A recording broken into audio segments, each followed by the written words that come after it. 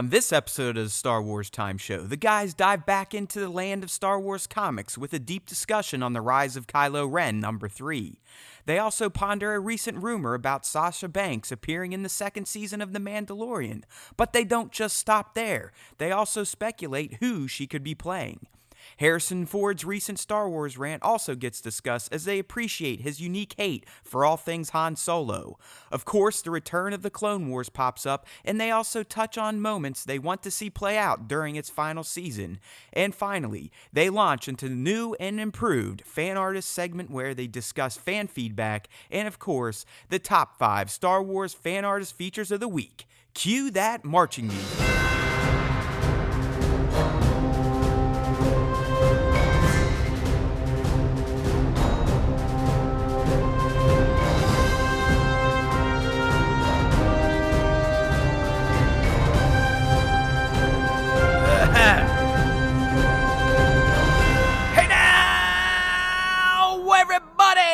It's Matt and Nick, and we are ready for a brand new episode of Star Wars Time Show, so you better get your asses ready too.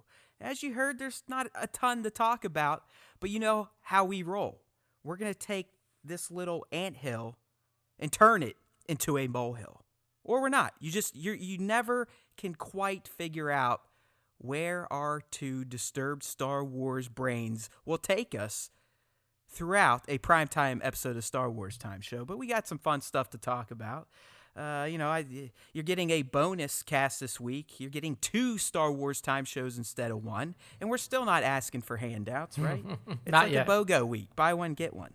Yeah. All we're asking for is some motherfucking ratings on your podcast platform, right? The first one was an episode that I wasn't even a part of either. This is Matt and Jason Young, a.k.a. Work More or Less, doing their thing, an interview-style podcast where Jason tells you how to become a professional toy photographer. I mean, that's what happens. He gives you all of his tips and tricks. Yeah, I mean, we all want to be Work More or Less. The guy runs his own business, sits at home in his underwear all day, and just dreams up really cool shit to create for other people or just to take some toy shots to share with us on at Star Wars Time Show. Speaking of that Star Wars Time Show, don't forget, hashtag your Star Wars art on Instagram. We're getting more and more, but we want even more. I'm telling you, people, there is a hole within my soul when it comes to all this Star Wars stuff and feeling that people actually care about what I have to say about it. So, include us. Tag us away. You never know what we'll say about your shot. Maybe we'll say it sucks. Probably not, but at least in the back of our head, we will. All right, Nick, so let's kind of dive into the topics today. As I said, there's not a ton of meaty stuff to get to, which we kind of expected going into 2020 with, Iger canceling all the live-action movies and essentially saying that he only cares about Disney Plus these days. Yes. But fear not, there's still stuff to talk about. You and I we made the pledge at the end of 2019. You paid off on it first. It took me about another month and a half, and I'm finally paying off on it. And that is the fact that we are becoming Star Wars comic book junkies, if you will. Oh, yeah. I mean, this is something that we've dedicated ourselves to. Matt's already set up multiple subscriptions on Comixology. I'm diving into multiple threads as well. This is a 2020 resolution that we are keeping.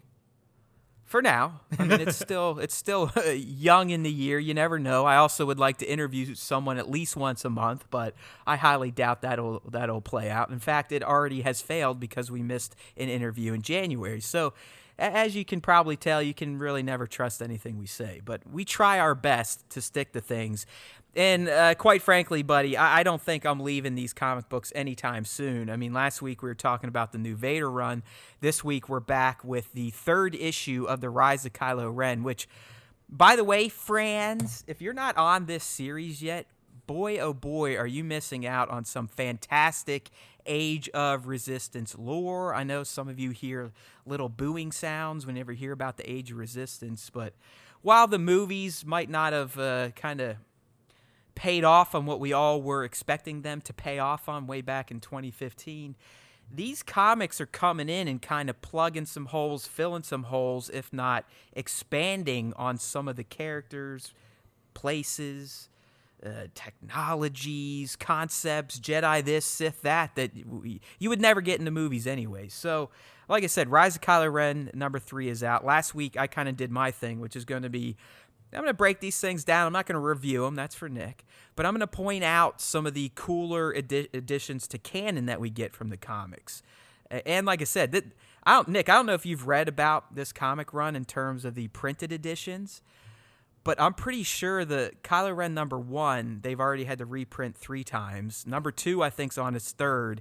And I believe they've already had to ask for this one, number 3, which came out last week, to be printed yet again. Wow. I mean, it's not surprising because like I've been saying from the first book, like this series is giving you exactly what you wanted when it comes to Kylo Ren / Ben Solo. Like, this is the things that people wanted to see when you were first introduced to this character as Han Solo and Leia Organa's son in TFA. You want to see how the fall happens. We're getting that, and we're getting it in great detail. And Nick, I don't know what you've been thinking, but it is unlike what I imagined his descent was, because when we met him, he was so hardcore, like, yeah, I fucking love evil shit.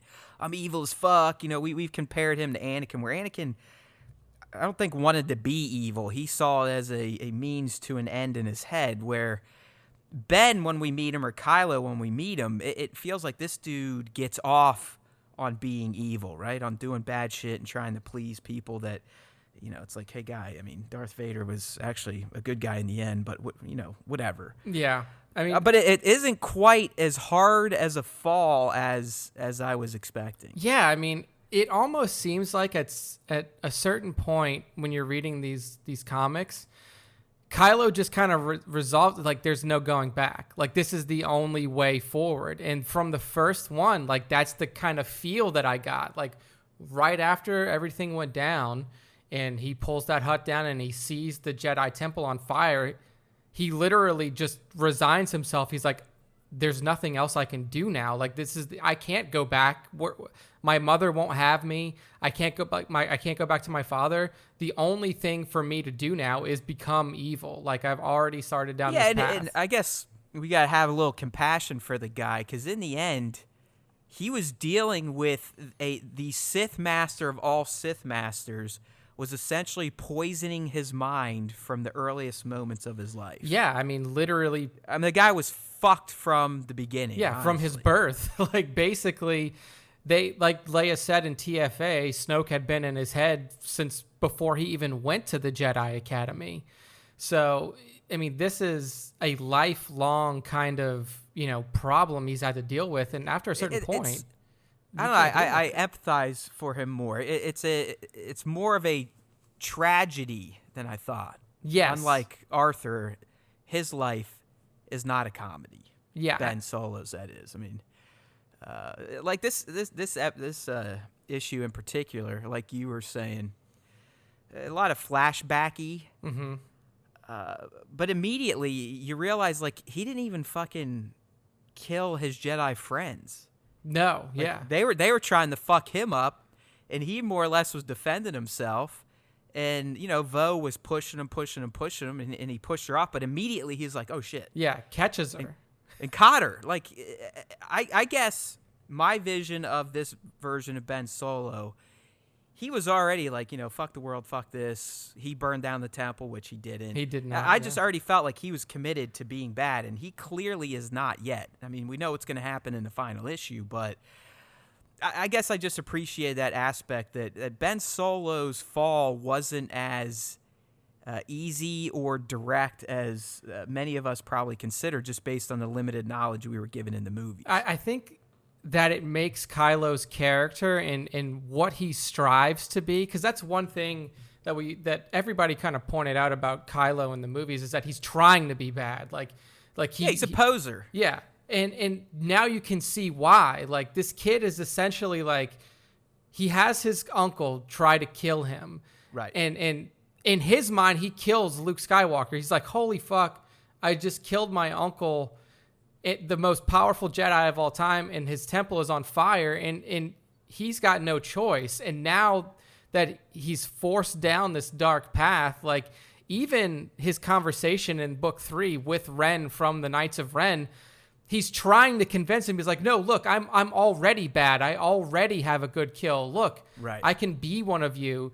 And like, that's what he knows. Oh yeah. That Well, he's so not there. just to set up what Nick's talking about, I mean, Kylo finds the Knights of Ren because he ran into him when he was a little kid, and obviously someone that's a little warped in the head. He's gonna look at those guys and be like, they're pretty fucking badass, right? Yep. So at this point, his friends are after him. His uncle almost killed him. That's where he wants to go. And obviously Snoke's still working him too. He wants to go there. So he finds him, and Ren is more or less like, yo, dude, if you want to join the Knights of Ren, you have to give us a good death. Yeah. And that's where Kylo recounts how he had to fight his Jedi friends, but we learn it's not like he went and hunted them down. They hunted him down because in their heads, they think he killed Luke. They also think he raised the temple and got rid of everyone else. They don't really listen to him. And they just come after him, and he's defending himself against 3 of his former friends. And really, by accident, he ends up killing one of them because this Jedi, the Squid Face, yeah. threw his lightsaber at him because he thought he killed Vo, when in reality he saved her immediately after pushing her off the cliff. So, as Nick was saying, he goes to Ren. He's trying to be this, tough guy. Like, yo, I can be in, I can be in your motorcycle gang, dude. Brah, I killed people, brah. I just killed my Jedi friend, dude. And Ren's like, yeah, right. You might have killed him, but you didn't want to. I can tell just by the way you were telling the story. So he really is he's looking for anyone to accept him, and at this point he feels like the bad guys are all that's left. Yeah, it's just like you can't get more abandoned than Ben Solo at this point. Like he's literally been abandoned by his father. His father left. His mother gave him up to his uncle at this Jedi Academy, and his uncle isn't even really treating him like family. His uncle is just there as a teacher. And then that one person who's left in your life that is family tries to kill you. Like, he literally has nowhere else to go.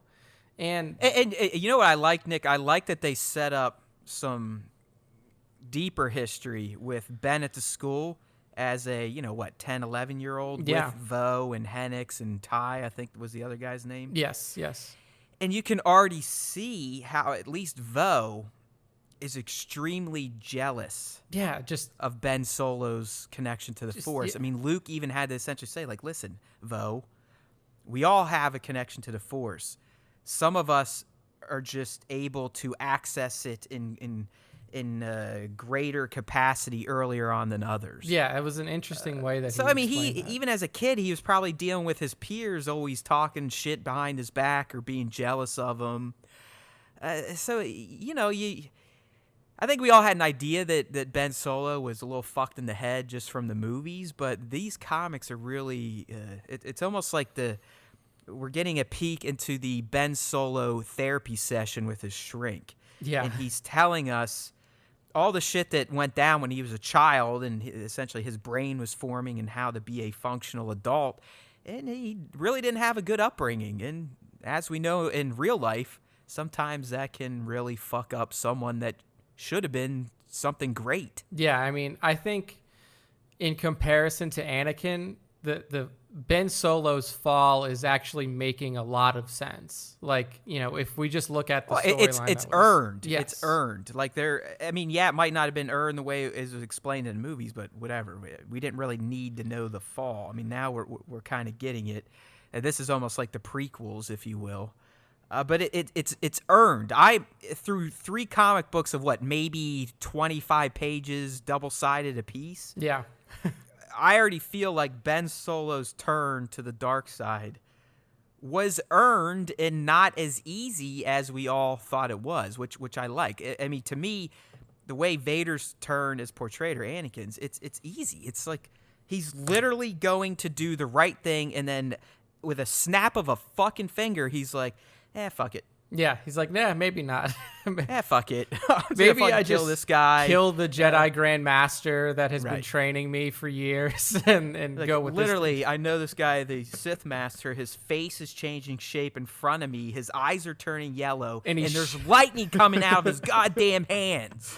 Yeah. I mean, And he's like, fuck it. He can teach me something. yeah, he said that during that opera that we watched that he could probably help me. So, but yeah, man, I mean, these comic book threads, all of them. I mean, the 2020 Star Wars run, the Vader run that you're reading, the Kylo Ren run here that we're talking about now. Every one of them is worth the the $4 that you will pay per issue on the Marvel Comics app or Comixology or whatever you're reading through.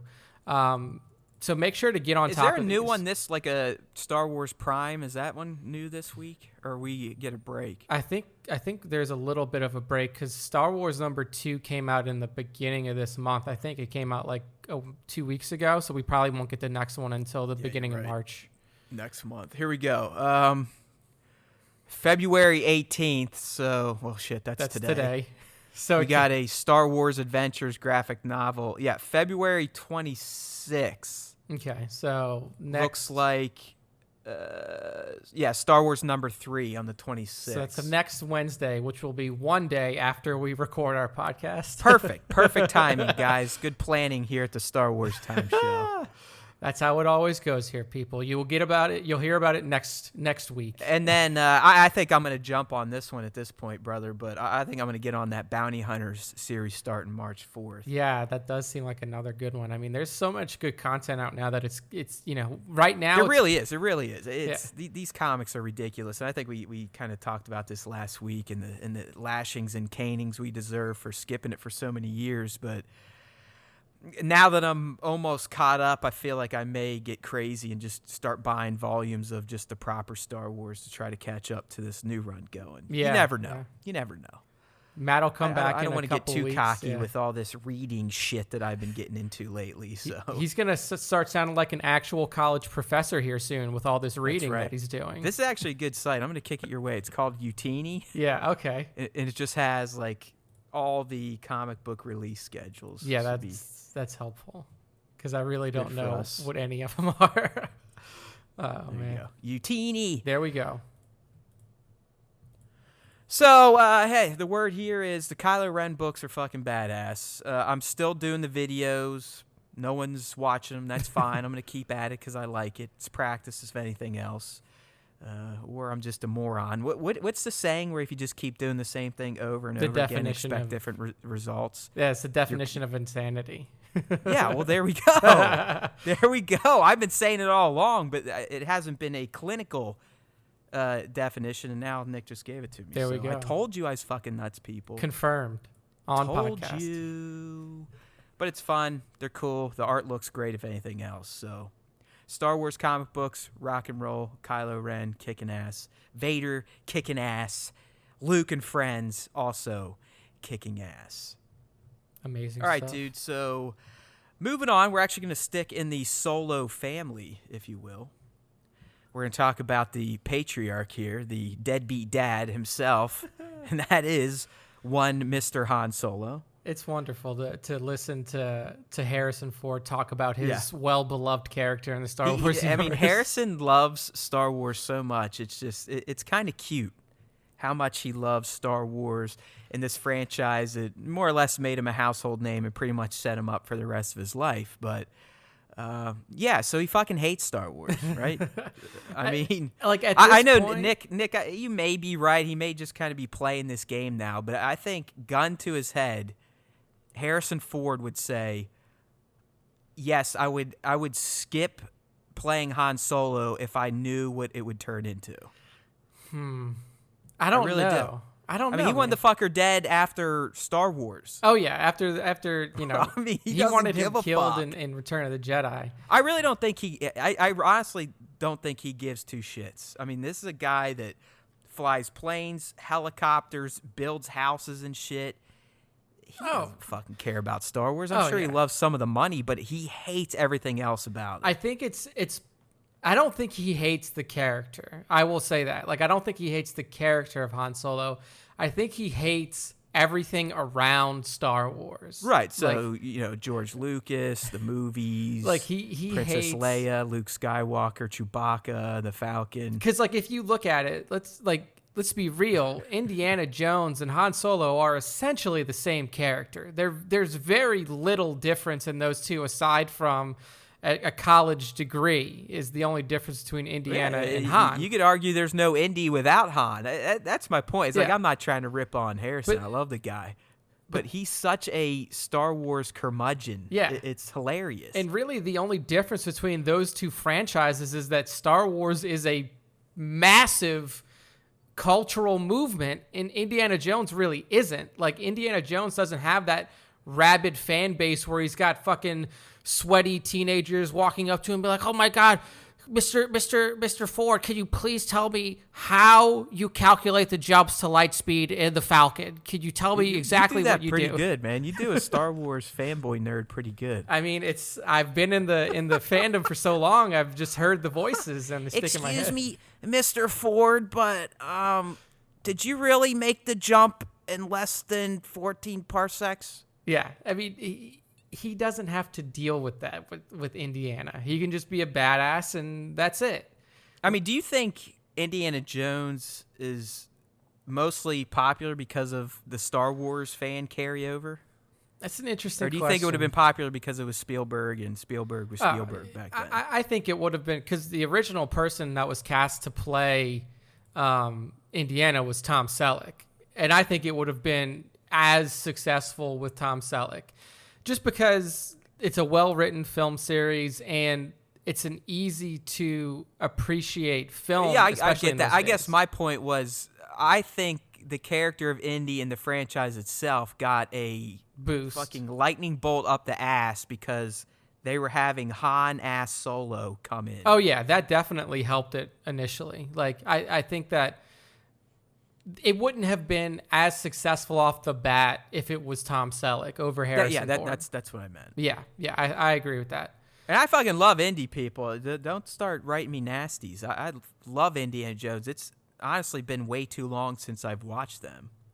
Oh, yeah, I think I watched them recently with my girlfriend because she had never seen them. So we went through all the indies except for the last one. She was sheltered as a young one. She like didn't watch television. Like her parents. Well, that's what she's very cultured, and that's probably the problem. Like she actually had to read books and shit and use her mind. Yeah, exactly. You and I, we'd be like, ugh. Oh, you're probably pushing play on a DVD. I just keep jamming VHS cassettes into the thing and rewinding them back and forth. Like, Mommy, I want to watch Indiana Jones now. Mommy, I want to watch Empire. You know, that type of shit. Oh, yeah. I mean, she is a more civilized person for sure than the two of us combined. But yeah, she's reading like Dante's Inferno when she's 6. Yeah. She is well more established in the reading sphere than we are. So, I mean, I guess we should tell everyone why we're talking about Harrison Ford just for shits and giggles. True. This isn't one of our tangents. This is actually a topic that's popped up in Star Wars fandom land over the past couple of days. And it is funny, but, Harrison's out promoting this Call the Wild movie. It's fun. Every time we go to the theaters, Charlie sees it. She's like, Dad, it's Han Solo. You're not wrong, kid. You're not wrong with it. But she always calls him, it's the old one. Yes, the old Han Solo. Oh, yes. So, anyways, he's out promoting this film, and obviously people are asking about Star Wars, and in particular his cameo in Tross. And kind of the tone of the interview, it seemed like it was a little jovial, but, Harrison essentially like, hey, I can't say no to JJ, and honestly, it kind of made sense because it was going to help enhance the character of Kylo Ren, and he really liked Adam Driver, so that's why he agreed to come back and do it. But then the interviewer's like, so, all the fans are debating, was Han a Force ghost or a vision or something? And this was Harrison's reply. So great. A Force ghost? I don't know what a Force ghost is. Don't tell anyone I'm not talking loud enough for your recorder. I have no fucking idea what a Force ghost is, and I don't care. It's perfect because it's vintage, man. It vintage. is. Because if Han Solo was answering that question, that's what he would have said.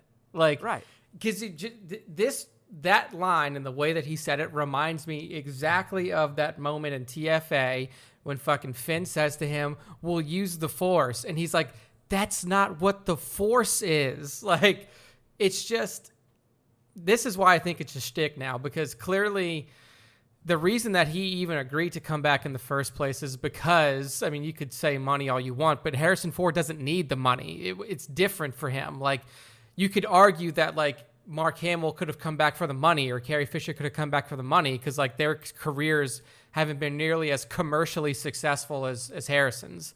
He didn't need to come back. He could have been like, thanks for the offer, but I'm okay. I'll just do whatever I've been doing and keep making millions.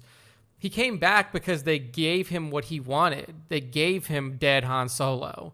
And I think at this point in his career and his life, like, this is where I think it's become a shtick. I do think that he legitimately hated it. Like, he hated Star Wars fandom and everything around it before the trilogy that just wrapped up came out. But now I think that it's literally like, it's a shtick, but like, people expect him to hate Star Wars, so he does it. I mean, just look at all of the other things he's been involved with. I don't know, man. I don't think it's a shtick. I don't think he would, like, punch us in the face if we're like, hey, Harrison, I liked you as Han Solo. But I also don't think we'd be like, hey, Harrison, could you talk to us for 10 more seconds on Star Wars? He'd be like, the fuck out of my face. I already said hi. I fucking hate Han Solo, you cocksucker. It may be. I don't know. Because, like, I just look at all of the stuff that he's done. Like, he was at the opening of Galaxy's Edge, which I know. Like, he did the Omaze stuff for TFA. He even did, like, you know, like some sort of, like, fan videos where they're like, you know, they were asking people like, oh, who's your favorite Star Wars character? And yeah. I mean, he'll play along if it's in his contract, but outside of that, I think all this shit, they probably had loopholes in that TFA contract where he didn't read, or like, oh yeah, by the way, if TFA makes $1.1 billion, you have to appear at everything for the rest of Disney Star Wars. It could be true, yeah. I think that's how you roll, though. I mean, you're always gonna look at the more positive. I tried to. I'm gonna go right to humanity's worst desires and ways of thinking, and that's Harrison Ford to me. He fucking hates Star Wars. He appreciates what it did for his life, but he also hates the fact that it robbed a lot of his life. Because, I mean, who knows how popular Harrison Ford would have been without Han Solo. Oh, I mean, probably not at all. But I also want to, like, we don't have something up on this because it was like a blip and it wasn't really anything big. But also, while he was on this interview circuit, during another junket, he was sitting down with a guy. I don't know who he was, just a reporter. And the reporter says to him, he's like, hey, so, I knew that I had this interview with you, so I aggregated fan questions from Twitter. And you see Harrison immediately, like, rolls his eyes. He's like, oh, you did that? And then he pulls up a tweet from Mark Hamill. He's like, hey, I don't know if you know this guy. His name is Mark Hamill. He wants to ask you how did you become so cool? And the answer that he gave was really funny. He's like, oh, I really became cool when I met Mark Hamill. And it was a really sweet moment between So that's another thing that you have to know about Harrison and his relationship with Star Wars is that he loves Mark and he loved Carrie and he loves, Billy and everybody that's associated. Oh yeah, everyone with the involved movies. for sure. It's like I said, I don't think he hates Star Wars that way. He just hates what it fucking did to his life. And you can't even say that because he fucking hated him from the get-go. He literally wanted Han Solo dead. Yeah. I don't know, man. He's just that's why I'm sticking with he fucking hates Star Wars and he's fantastic for it. Yeah, I mean, I hope to see angry, curmudgeon-y, hates Star Wars Harrison Ford until the day either I die or he dies. I mean, I rue the day that this world takes Harrison Ford from us because that is going to be a difficult day for all of us. But Yeah, man, it's always fun to hear him talk to press people. Oh, it's great. I mean, that's the only reason I wanted to throw it out there and talk about it, just because of the quote was just fantastic. I mean, it was such vintage curmudgeon Ford. A Force ghost, like, what the fuck are you talking about? Like, that's how incredulous his response was. Like, I literally don't. What are you talking about, you dumb fuck? And then he's like, I like how he had to, hush it, like, hey, don't tell anyone. I'm not talking loud enough for your recorder. I have no fucking idea what a Force ghost is, and I don't care. Oh, man. That I could see him saying that, and maybe not even really laughing at it, just being very serious, like, hey, don't rat me out. These people are fucking weird. Yeah, right? I don't know what the fucking Force ghost is. And by the way, people, if you want to answer, he was not a Force ghost. I mean, No, he was not. I think that's pretty clear. He's not a fucking Jedi. I believe if JJ would have been given the time allotted that he should have had, it was going to be made pretty clear that it was all Leia's doing that made that happen. And that's ultimately why she died. Yes, totally agree with that. She more or less did what Luke did, but projected Ben's father to him. Yes. Mm-hmm. Harrison, we love you, buddy. What is it? Indy 5. Indy He's coming 5. back for you. Yeah, he's gonna be there. Is George involved in that at all? I hope not. I don't think he can be. Is Indiana Jones is Lucasfilm. George's deal, right? Indy was a Lucasfilm property. Right. Did he create it and then Spielberg directed it, or did he just produce? I have to look that up. Yeah, let's get the machines going. Let's George see. Lucas, Indiana Jones. Indiana Jones. Here we go. George he Lucas created created it. Yeah, and its films Yeah. are directed by Spielberg. So, and then it's now owned by Walt Disney Company. So he created it. He made it, and he was actually like, I remember that he was going to direct it. Like he was going to direct too, but then he had conversations with Steven Spielberg and like he was like, hey, Well, I dude, want you to I mean, take this. Raiders came out in '81, so he was knee deep in fucking writing sequels Yeah. and shooting that shit. Oh yeah, absolutely. Like he was way too busy. But dude, I mean, Did you ever watch Young Indy, the TV show? no, but that had River Phoenix in it, right? It's actually pretty young. good, yeah. He was young Indy, and then that was young Indy in Last Crusade was River Yes. Phoenix. So I have to catch up on those eventually because I've heard that they were good. But Yeah, they weren't bad. And honestly, I didn't even mind Indy 4 too much. I mean, yeah, it's kind of wonky. It's got some goofy shit in it, like the refrigerator, but... Yeah. I mean, the thing is, though, like, if you give me, like, a historical fiction piece like that and, with Indiana Jones, I'm not going to hate it. Like, Yeah. Like, I don't even know, like, my minimum bar going into that, I was like, it just has to be as good or better than Temple of Doom. And in my opinion, like, it was close. Like, there were definitely... Yeah, Temple of Doom's not very good, is it? It's completely different. Like, The only thing I remember at Temple of Doom, probably because I watched it way too early, is Monkey the dude getting his fucking heart ripped out. oh, yeah. Like, it's just the iconography. Or when they beat those monkeys' heads and eat their brains. Yeah, I was going to say the monkey brains is the one that always sticks with me. And that's why I didn't show that one to my girlfriend, because I'm like, you wouldn't be able to handle Temple of Doom. It's just that, like, the iconography within that movie is so different. Like, if you look at, Raiders, it's, Christian iconography. Last Crusade is Christian iconography. Like, those two were the ones that really stood out. And Temple of Doom was like, I don't know what the fuck you're talking about with these, these chakra stones. And, like, and I have nothing against the story. I'm impressed you told. just paid attention to that side of the movies. Like, you actually cared about the archaeology part. I was like, all I cared about was the fucking whip and guns and his hat. I mean, like, when's he going to beat people up? That's what got me into it. And, like, I wanted to become an archaeologist for a little while. I was like, holy shit, like, if that's what archaeology is like, if it's like Indiana Jones, I want to fucking be an archaeologist. Fuck yeah. And then people told me, like, yeah, that's not really what happens when you're an archaeologist.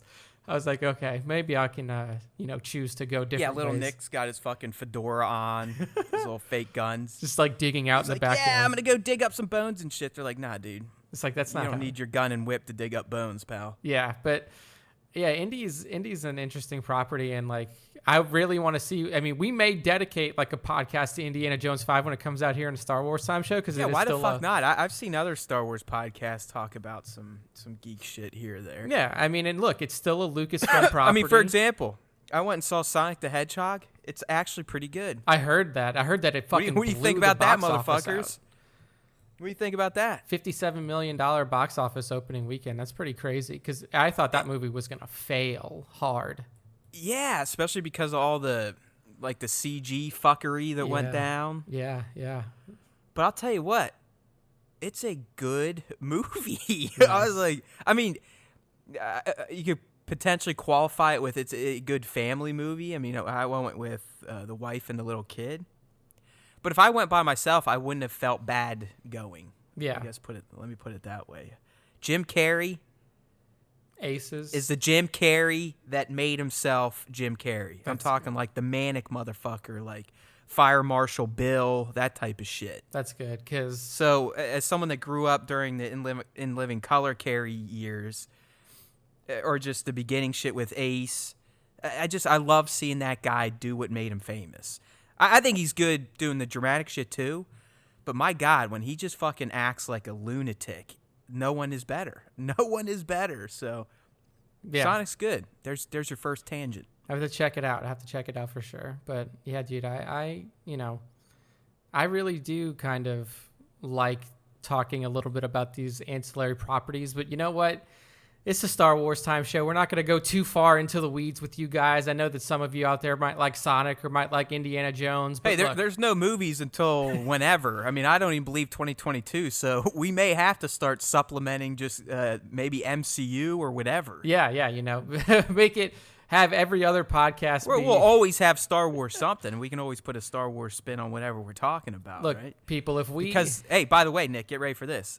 There is a Star Wars reference / Easter egg in Sonic. Really? So, there you go. I mean, dude, I can always bring it back to that galaxy that is so far away. Dude, there's Star Wars references all over the place now. Of course there is, because it is fucking life. I mean, you got to think about the people that are starting to become the major power players everywhere.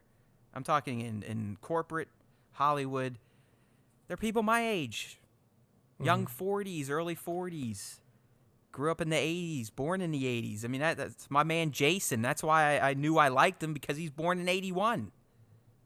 Yeah, all those. We all the children of the Force. You could call yourselves us 80s babies. There's something about us, and we all kind of like the same shit. At least us geeky ones. Yeah, and I mean, I think that's what ultimately you could say. That's kind of what could have caused an issue with the new trilogy, is that you went from having the creator making these movies, and then you really did have fans making the movies. Like, if you look at what Ryan and what JJ did, like, these are kids who grew up loving Star Wars. Right, because they're only slightly older. I mean, they're 70s babies. Yeah, I mean, Ryan, let me see. I think he's a little younger. He was born 73, so he was... So, I mean, they were seeing Star Wars as functional humans. Yeah. I was 3. I remember seeing it, but did I process anything or actually know what the fuck was going on outside of the action bits?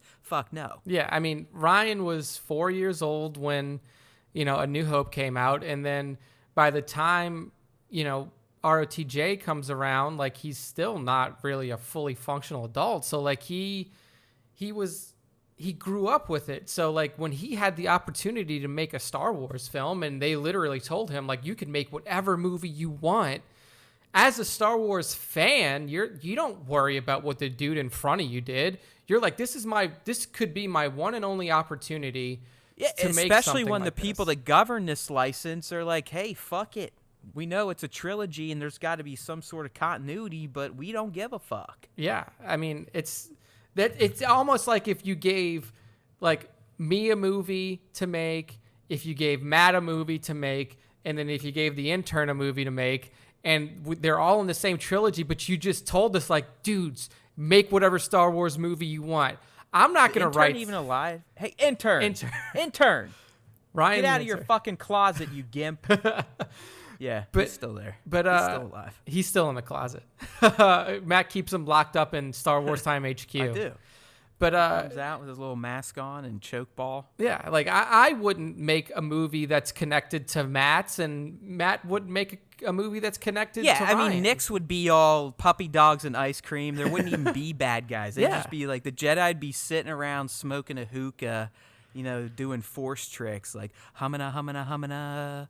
The force is with us. We are with it. I don't want to hurt anybody. I don't want anybody to die. Right. And then mine would be nonstop, just murder. Like it would open just like Tross, but then it would never stop. You just have the main guy just cutting people's appendages off for 2 hours straight. I feel like Like, you're. you just hear like freaking hate music going on and just crazy force lightnings going everywhere. Like, bah! I'd want the lady that scored Joker to do mine because I think she really captures depression in a beautiful yet very intimidating manner. I think that people would like your movie better than mine. If that's Yeah, I mean, especially the fandom menace. I mean, they would love it. I'd be the next George Lucas. Yeah. So, I mean, it's an interesting, Star Wars is always going to be one of those properties where there's something to talk about, like we were saying earlier. Like this week, we're literally the only thing that happened in the world of Star Wars that was content related was the release of The Rise of Kylo Ren Book 3. We're still talking to you, and we're 40 minutes in. So there's clearly... Well, hey, it's a good comic book, and, Harrison Ford's always fun. Yeah, Harrison's a fun guy. I mean, I don't know anything about the WWE, but apparently this Sasha Banks girl is pretty fun. You've never watched wrestling. And When you I were was born in the South. When I was younger, I watched it when it was still WWF. And by the time the F Like, switched how far to did you E- make it? I mean, did you get to the Rock years? Or Oh, you were yeah. out before that. Oh no, I like The Rock, Stone Cold Steve Austin, like when Triple H, all those yeah. DX, two-pack, Yeah, so like when they had X-Pac, X-Pac when he was Mr. there. Ass, I don't Val Venus. I remember him too. Yep. Yeah, he'd Scott come out Steiner shake and his all dick of them. around. Like, I remember the so like when I was watching was the Attitude Era as they like classify it's it now. the finest era in all of wrestling. yeah. I think anyone, even hardcore wrestling fans, would agree with me. I don't know what, like 97, 98 through 01, 02, 03, before The Rock left to become the megastar that he is. I mean, some of the most compelling storylines. Yeah, With Triple H, Rock, Mankind, Stone Cold, Under- Kurt fucking Angle showed up. Kurt then. Angle, Undertaker, and Kane, the You brotherhood. Really, I mean, like You suck. You suck. I remember. Because I was in like prime time debauchery years. Yeah, I was Like a kid. 19, 20, 21, 22, living in college with a bunch of other moron motherfuckers, going to these things drunk as shit, doing stuff in the arena you shouldn't be doing. I mean, it was some good times. I But went to one anyways, show. It was a Road to WrestleMania that went through New Orleans, and every human, or at least geek, people that like goofy stuff to be entertained, Star Wars, whatever, Star Trek, you need to go to a live WWE event one time in your life. yeah, I mean it is. Even if you don't like it, you need to go, because this shit, you want to talk about probably getting as close as what it would have been like to be Roman and going to watching gladiators do battle and kill each other. I mean, they don't kill each other, but they almost do. Yeah, it's really fun to watch. That's the level of entertainment. I mean, it truly is electrifying. Yeah, they probably put on what do you think? What do you think it costs per show?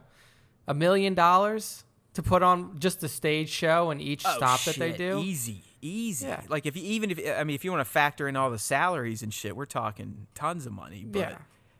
Oh yeah, easy. I mean, these are like they're just as top notch as a Lady Gaga residency or traveling act of her size anywhere. Oh yeah, I mean, so it's If not better, because that's all these people do. it's super fun to watch, and the reason that we're diving into this WWE tangent, Yeah, is I don't watch because- it either. I was just the way you're acting. You're like, oh, Yeah. I was like, really, dude? There's no way. I figured you had to at least done it for a little bit. Oh yeah, I mean, like when I was watching like the girls, like the female wrestlers who were going, it was like Trish Stratus and oh yeah, hell yeah, China, and I don't see. even I've gotten into it via proxy through Total Divas because I don't know. My wife and I liked watching it. I'm a creep. They're good looking girls and stuff. I'm not gonna lie. But once the Bellas left, and it was just down to Ronda Rousey's and this, that, and the other thing. They just the storylines weren't there, and I don't know. I've kind of fallen out. But the shit the girls are doing now is mighty impressive. I mean, they're not like what we used to watch, the divas. They're actually straight up wrestlers. Yeah, like actual athletes. Oh yeah, I mean they're doing some nutty shit. Yeah. But that kind of brings us to this story here. We are talking. This isn't fucking. What is this? Matt Men Pro, the popular wrestling podcast that we got this from. We actually got this from our fan Scion. What up, brah? He DM'd this, and we do encourage that. Greg does that all the time as well. Sometimes I yell at Greg, but we have to just kidding. It's but probably bullshit, Greg. he is the lead asshole. Oh, he was just DMing me earlier while we were talking. Yeah, hey guys, it's the biggest asshole. There we go. I'm glad we know that, buddy. But Jason, if you're listening, Greg actually picked up the light set you recommended. So there you go. He showed me. He sent me a thank you video for something that will come up later in the show, and he was using a loom cube, and in the video, the loom cube died. I saw. She's taking a video of the figures, and he's like, I can hear him in the background. He's like, "Thanks a lot, guys," in his Australian accent, and then he's like, "All right, my loom cube just died," and you see the light go out. Hey, that's the loom cube life. They get tons of play, and they're kind of the name brand. But trust me, man. And they've even featured one of my shots recently. Nice. The shit's suspect sometimes. They will replace it, but it's a pain in the ass. Yeah. Anyway. But as I was saying to Jason, they're pure. You pay for the convenience, 100%. Trust me, you can get by on some fucking cheapo remote-controlled colored lights on Amazon. Yeah. Especially if you're an indoor shooter. But, wrestling, right? Wrestling, yes. Sasha Banks is who we're talking about. Actually, I believe this girl at one point in time was a title holder. But anyways, according to, again, Matt Men Pro, which is a popular WWE podcast, and this was corroborated by ProWrestlingSheet.com. I'm sure all legit. But she's going to appear in The Mandalorian Season 2. So, I mean, that's all you're going to get, clearly. Just this getting out could be considered rumor. I mean, I think that's, I use rumor. I'm not like these other jerk-off sites that run with it as if it's fact. Right? Didn't we clear that up last week? Yeah. Nick, was that last week's lesson? I think we talked about that a little bit. Okay, good. So I don't have to teach that again this week. But, hey, whatever. I trust Scion. I trust that these are vetted sources within the wrestling community. So I'm not going to sit here and roll my eyes at this. I say let's go ahead and play our speculation game, buddy. I mean, you just off the bat hit me with a fantastic one, especially if we're looking at the headshot I used for the article.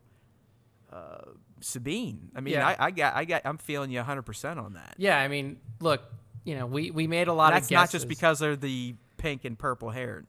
Yeah, I mean, it helps, but she does look like Sabine, and I mean, I know we can go back a few months, if that, to a discussion we had about possible characters that we may see in Mando season 1. Oh yeah, I was selling out hard on that shit, and that motherfucker got capped probably in the first season, but I doubt it. The fact that that's like one of the only little stinger scenes in the entire series was that this figure went and looked at her. She could be back in season 2. She definitely could be, but I feel like what they did with Mandalorian season 1 is that Favreau and Filoni really didn't want to lean too heavily on like established characters from previous canon. So like not a reason you don't really want to bring in Sabine or Ezra or these characters. Oh yeah, 100%. You needed to build that world first and be like, this is our fucking guy. Yeah, and that kind of went back to my point. If that dude, that mysterious guy, the Spurs guy, is Boba, I think it's going to be great now when I look back on it, but I still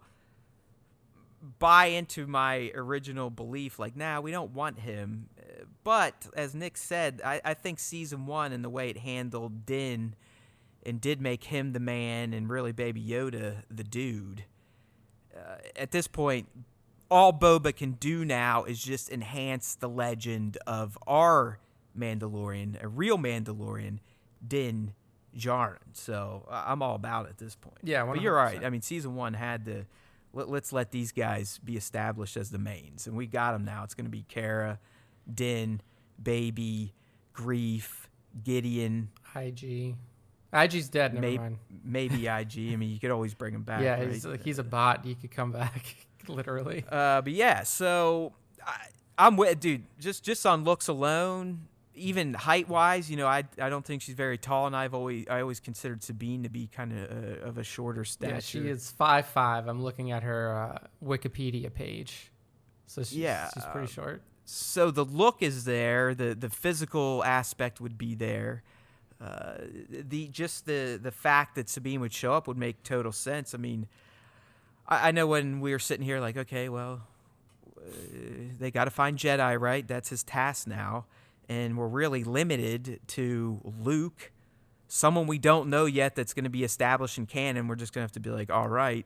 Or someone like Sabine, who could very well be with someone like Ahsoka or Ezra, people that do know about the Force. Yeah.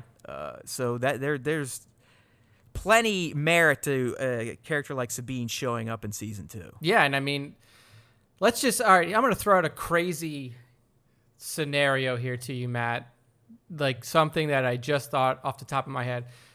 What if the Mandalorian name isn't necessarily indicative of a character, but is it indicative of like something that can be carried over to the new mains every season? So like, say Sabine does show up. She is a Mandalorian. Din is a Mandalorian. She's looking for Ezra, who is a known Jedi. She is with a former Jedi, Ahsoka Tano.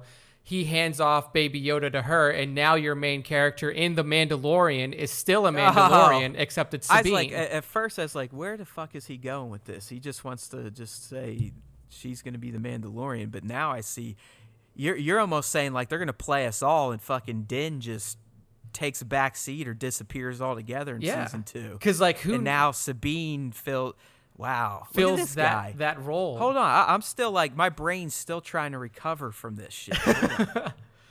That is deep, dude. I think that's almost too deep for Disney Star Wars, to be honest with you, and that's a credit to you and your imagination, but that would be fucking far out, and people would be floored. Yeah, because I mean, there's no reason Both that it can't work. Good and bad ways. Like I would be pissed but happy. I'd be like, damn it, there goes Mando, but I'd be like, sweet Sabine. Because look at the way that they've set this series up. Like the character that is beloved is not Din. It's Baby Yoda. Like Baby Yoda is the main character of the show, regardless of whether. Yeah, you are 100% right. So like, in a way, if Baby Yoda is still around, damn, you could kind of drop Din and still say, hey, this is the Mandalorian. This girl is the Mandalorian that we're following for this part of the show now. I mean, that is so deep, man. I mean, that is far out, but I love it. I do. I mean, I think it's fantastic. I mean, it could work, but then again, I'm not making the big bucks from the Disney Star Wars people. I'm not in Lucasfilm boardrooms or anything like that. It goes all with the suits too, though. Think about all the new licensing and marketing and new chances to sell brand new merch. Oh, yeah. yeah. Hey, fuck it. We can still sell Mandalorians and Dins. You know, it's not like he's dead. But hey, now you can buy a Sabine doll or this or that or Ahsoka live action, blah, blah, blah, blah, blah, blah, blah, blah. You know. And it is still an interconnected universe, but like Nick said, every season now it passes off. You know, maybe the Armorer takes over in season 3. Yeah, I mean, who knows? And then eventually, if they cannot find Jedi for Baby Yoda to be, brought up by, they eventually build him some fucking armor and make him a Mandalorian. Yeah, and then he is the final Mandalorian that you would follow in the last season. Like, I think it makes sense, and I think that would be a super intriguing way to approach this series. But like you said, there's no way. There's a 0% chance that's going to happen, and it's not because Jon Favreau and Dave Filoni aren't geniuses in Star Wars writing. It's just that something like that is like it's out there, it's way out there, and I don't know. It's another leap of faith, like they took with this series in general. You have to argue, there was buzz around that hype. It was the first ever Star Wars live action for real and blah, blah, blah, Mandalorians. It looked neat. Jon Favreau.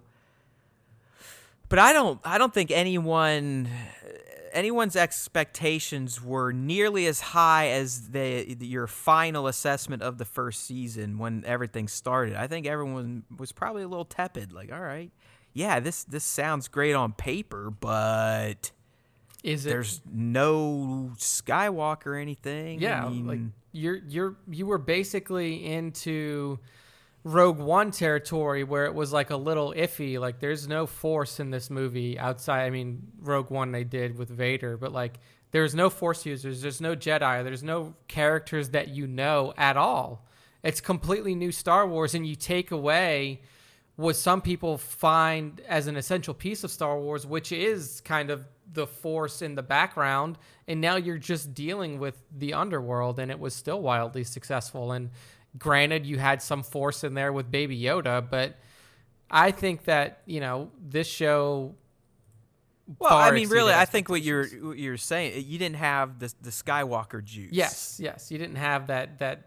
The Force family, the first family. The built in. I mean, because you can still argue to this day that I've heard a lot of people, even Jason said Rogue One is ultimately probably his favorite Star Wars film. And I get that, but you could argue that without Vader, seeing Vader in his castle, meditating in a tube, seeing what he did on the Tantive. I mean, that's what everyone talks about with Rogue One. Rogue One is good.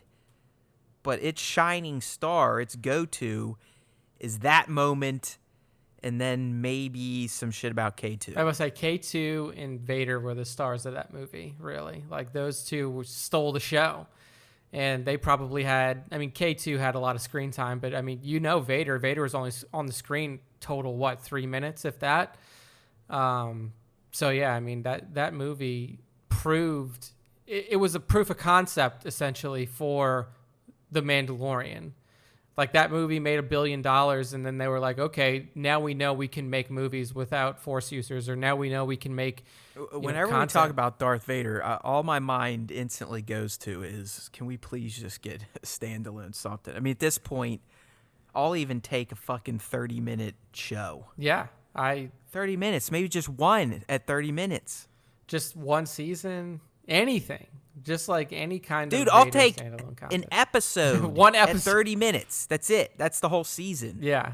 I mean, I would take it as well. I mean, because we see how good it can be. We've seen how good it can be through the comics and through that. I would love to see it in Daz Tibble's like animation. I don't know if... Have you ever watched any of his animations? Oh, yeah. I've seen Daz's stuff. I mean, how intense that shit is. He would absolutely slay a Darth Vader animated series. Oh yeah, dude. I mean, his animation style is just so disgustingly good, and I don't know, man. I just want some kind of Vader content, and I don't know why it hasn't happened. I mean, you have the most popular character in Star Wars history right on the fucking silver platter in front of you. I guess thank God we at least get the comic books. But as we were saying last week, I mean, just imagine if one of those comic book stories came to life with moving pictures. Yeah, just put motion behind them. You already have the story. Have you ever... I watched like The Watchmen, the legit Watchmen, the graphic novel.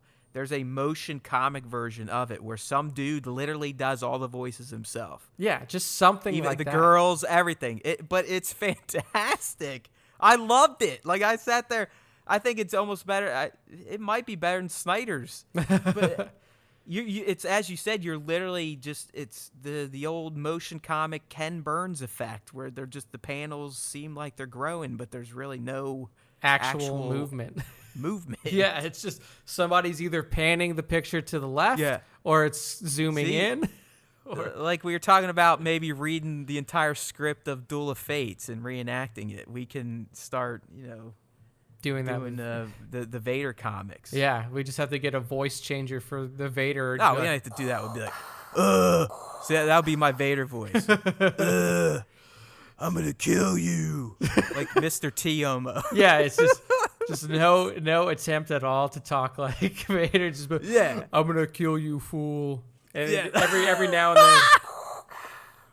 Yeah, we'll just have something in the background going. That sounds like a homeless person jerking off. Sorry. I don't know what the hell that was. I've been to LA too many times. Oh man. So anyways, hey, Sasha Banks, Sabine Wren. The other thing I threw out there was I could see her playing kind of a role like Bill Burr's gang, that type of character where maybe it's just a one-episode deal, or like I think we're going to see the Bill Burrs again, and really all those people that he let live. Yeah. Maybe she's in the gang now, or she's a character like that, or a character like Fennec. Yeah, I think. But then Nick threw that Sabine thing at me. I was just like, yeah, dude, I think it would be a fun way to diversify the series and make it last longer. But I mean, then again, you don't need something like that. I mean, you don't. Like, I love the idea, but I'm also not going to be bummed out if we learn more about Din and his clan of two. I mean, I think that, they made a big deal about that. Like, essentially, this is your kid now. Yeah, exactly. So they would almost have to kill him to go with your method, but it would be wild as fuck. Yeah. I would miss out on, as I said, though, maybe this guy. Eventually, he's up there on a pedestal with the Han Solos, the Lukes. Yeah, becomes like a true epic Star Wars hero. Oh, yeah, huge, like a huge character. Yeah, but I mean, I think that this girl has potential to come in a lot of different places. I mean, she could be, that just from being a Mandalorian, being a bounty hunter, Din has been around the galaxy, and he's got contacts. He knows people at every edge. That's what made each episode of this show so dynamic. She could be Ula's daughter too, the Twi'lek from Jabba's palace. Oh, dude, actually, I was thinking about that for a second. I was like, man, she actually might make a really good alien. Look, like you can almost see her hair split down, like at the picture we're looking at here. Yeah, that hair is her Leku. Her I don't know. tendrils. In case you're a new listener, I've got a thing for Twi'leks. He does. Twi'leks and Togrutas. Yeah, and Togrutas. Those are weird. I don't know what it is or what it says about me, but I like them. I mean, eventually, like Isla she's sexy, man. Isla Secura was sexy and blue. Oh yeah, I mean, Matt is basically planning his next family Halloween costume, and he's going to be a clone trooper, and his wife is going to play Isla Secura. I could be, or I could be a short Kanan. Yeah, and then you could have her as Hera. There you go. Yeah, perfect combo. Hera's cute, man. She's got a cute face. and somehow she can have a human baby. Yeah, I know. So it's weird that their son was not. I guess they're not off limits and the parts are compatible. So yeah, not even like short horns or like little tendrils coming out of his head. He's just a straight human child. Yeah, we'll see. I mean, this could also be complete bullshit, but yeah, it was fun. I liked it. I think we took it in an interesting place, especially you with that. Man, that's like next dimension type of thinking there. Give me a chance. I mean, that's like the multiverse. Yeah, give me a chance, John. Call me up. Reach out via email. You got my Twitter, Favreau. Yeah, I know you're listening. I know you're listening, Dave. Yeah, come on. I grew up in Pittsburgh too. Let's work together. I like the Penguins too, man. Come on, we got something in common. Here we go, Steelers. Here we go. All right. All right. Yeah. Well, speaking of Dave, dude, and speaking of, I love that fucking. You need to take control of the fucking transitions, man, because I cannot. It's built into me. Hey, it works. It's worked for 5 years. It'll keep working. It does. Yeah. It's also why 2 people listen to the show. Let's move on to really the hot topic this week in all of Star Wars land, and that is the debut of the final season of the Clone Wars. Yay! Oh, yes. Here we go. We're It coming only up. took like 5 decades? Something 5 like that. decades, yeah. I mean, after Netflix kind of, took over the Clone Opened Wars up the series. floodgates of streaming hell. Yeah. Dude, there's too much shit. There really is. There's too much. And for someone like me that has, I don't know if it's ADD or whatnot, but there are nights I can't fucking focus on shit. Oh, dude, I'm like that I too. can't pick shit. All I do, it's called like app tag, where I just come in and out of apps on my device. Yep. And I'm like, oh yeah, well, let me check Netflix. Okay, well, oh yeah, let me check Prime. Oh yeah, well, let me check Disney. Oh yeah, well, let me check HBO. Oh, dude, I do the same thing. Like right now, my girlfriend and I are watching Mythic Quest on Apple TV. Yeah, that's what my stunt buddy just told me to get into. Dude, it's funny. It's good. Somehow we got Apple TV free. I think it's because her probably Verizon. Her mom bought an iPad and they There you gave go. it to, and Yeah. the iPad's through Taylor's account. So they Yeah, gave her. I got it through my phone. Yeah. So The space show is really good. I mean, which one? It's Is For All Mankind or okay. whatever. I have to check that out. But like, It's an alt take on the space race, and essentially the Russians. win. Yeah, Interesting. and then it takes kind of like this. I don't want to say a feminist direction, but it envisions where essentially Russia gets to the moon first. Okay. So America's like, fuck. And Well, we're then gonna Russia's next landing, they show the astronaut that lift up their visor, and it's a girl. So then America's like, what the fuck? Because back then it's essentially who was manlier, who was more advanced as a human race. Yeah. Between the Soviets and us. So they went there. And when they saw that, then America's like, okay. And then the show kind of shifts to where they bring women into NASA and the cultural clashes with that. And I don't know. I liked it. That sounds pretty cool. But yeah, like Mythic Quest is good. We're also watching fucking Schitt's Creek, which is on Netflix, and that's hilarious. We're watching. Dude, I'm trying to get in this Avenue 5. I don't know if I'm going to dig that. Avenue I'm watching 5 The is Outsider. pretty good. There's so much shit. There is, but everything's gonna drop when Clone Wars hits. Exactly. Disney Plus. There you go. Now we will have something to focus on, and that's this week, Friday. 21. I'll probably be up at 6. I won't be able to sleep because I know I'm going to be whipping up some videos here, hopefully finding some Easter eggs and recapping and reviewing what we're going to see in the first episode, which is going to be titled The Bad Batch. So that's kind of what we're talking about. We got a clip from the episode that introduces us to Clone Force 99, which is described as essentially a defective group of clones, but they're deficiencies or their genetic mutations are kind of in the benefit of the Republic. They're essentially like a black ops nut job hit squad, Navy SEAL action, almost like a Suicide Squad for Star Wars. Yeah, exactly. No, there you go. Legitimately, the Suicide Squad from DC. Yeah, yeah. So they're all little nutty, but they have their own little tweaks. Yeah, and look, it was only a minute long clip that we got of this, but I'm already digging the vibe of these guys. Like one of them's like, you can tell like the roles that they're gonna play. One of them's like the fucking weird techie person that's got like the big ass glasses. Oh yeah.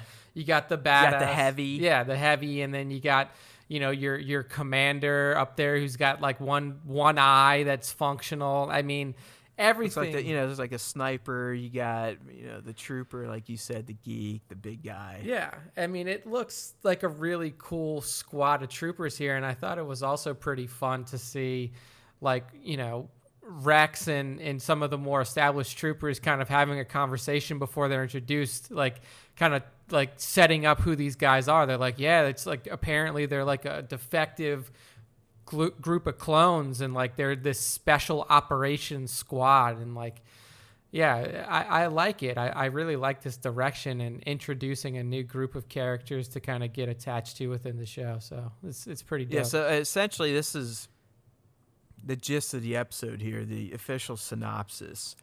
With the Republic on a losing streak, Captain Rex fears the Separatists are using stolen data to help predict the Grand Army's every move. As the threat of defeat looms, Rex teams up with experimental Clone Force 99, also known as the Bad Batch, Together, they embark on a high-risk mission behind enemy lines to uncover the truth behind the Separatist victories in The Bad Batch, an all-new episode of Star Wars: The Clone Wars. I like it. I mean, yeah, it's gonna be. I think it sounds like a great first episode. Like you said, the tone is dark, man. It's grim. Shit's dire at this point. I mean, we're literally on the eve of Revenge of the Sith. Yeah, like you're probably months in terms of in-universe time out from, the abduction of the Chancellor and everything that leads into the beginning of that movie. So, the Empire is not too far off, and you can tell. I mean, the world just looks dark, gritty. You can tell Rex seems a little down, defeated. The other commanders do. Yeah.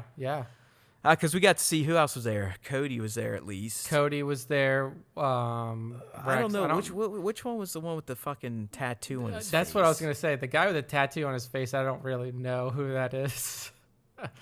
It's hard. Yeah. Did you see on Disney Plus that they essentially highlighted the 20 most essential Clone Wars episodes? I did. I thought that was kind of neat. I did see that. I saw it. I mean, like, that's a good move, too, because I have friends who are like, they see, Clone Wars final season coming out, like, oh, man, I've never watched the Clone Wars before. So having that there for them, where I can just say, like, hey, just watch these 20 and this will probably get you caught up. They're only 20 minutes each. So yeah, you would assume they're designed to fill in the gaps for this last season, if anything. Yeah, it's basically picking out, because you are. I mean, you're getting chunks. You do get some legit arcs where it's episode. Yeah, episode, you get like they'll skip season to season. You get like I'm pretty sure that the full Maul Mandalorian arc is. Oh in yeah, there. yeah. I mean, I would say this is probably also recommended viewing for just fans of the Mandalorian. Yeah, exactly. Going into season 2 with the Darksaber and all that. Yeah, for sure. So, I mean, I'm psyched about it, and Matt and I punched up kind of a wish list, if you will, for what we want from the final season of the Clone Wars. Little list time on the air, a little podcast listicle. Yeah, epistical. Here, epistical. Look at that. See, we're always coming up with new terms to use here on the Star Wars Time Show. And really kind of this list lays out in our minds what needs to be hit to cover from where we left off at the end of season 5 of the Clone Wars, because this isn't including the lost episodes. Yeah, I don't know. I mean, what do we do with the lost missions at this point? It's weird, dude, because I feel like those can exist even, like, they still exist, yes, but I don't know where are they fit. In a timeline prior to this final season, I'm assuming? That's what I was going to say. Is that I feel like they have to be in like this limbo space in between this, this new season and the last one, because there are some episodes that kind of like it's kind of flowy. It doesn't really. It could probably fit. I know Yoda gets a good run in those. Oh yeah, sure. he gets a run where he essentially goes and finds Force beings. Yeah. Mm-hmm.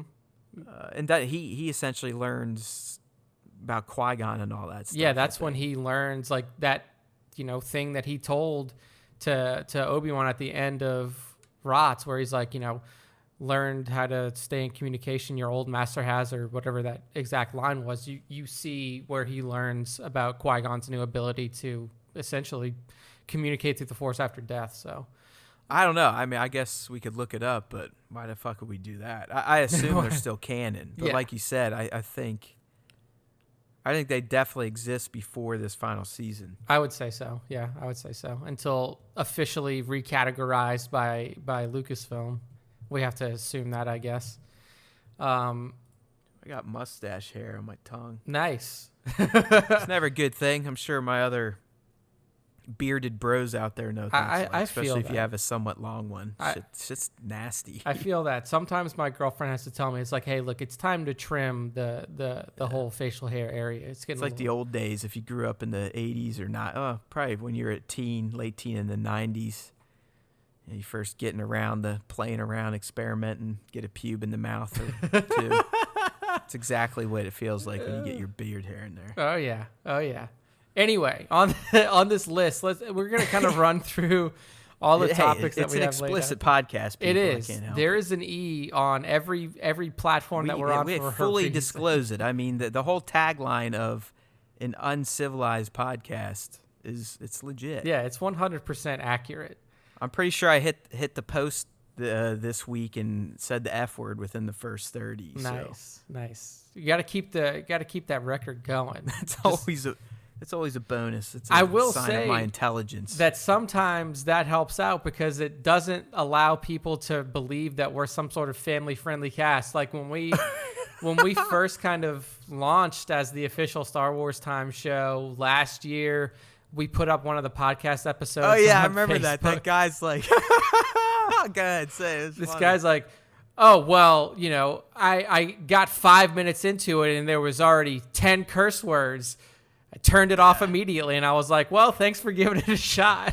There you go. But this is an explicit there's pod- Matt losing another listener for us.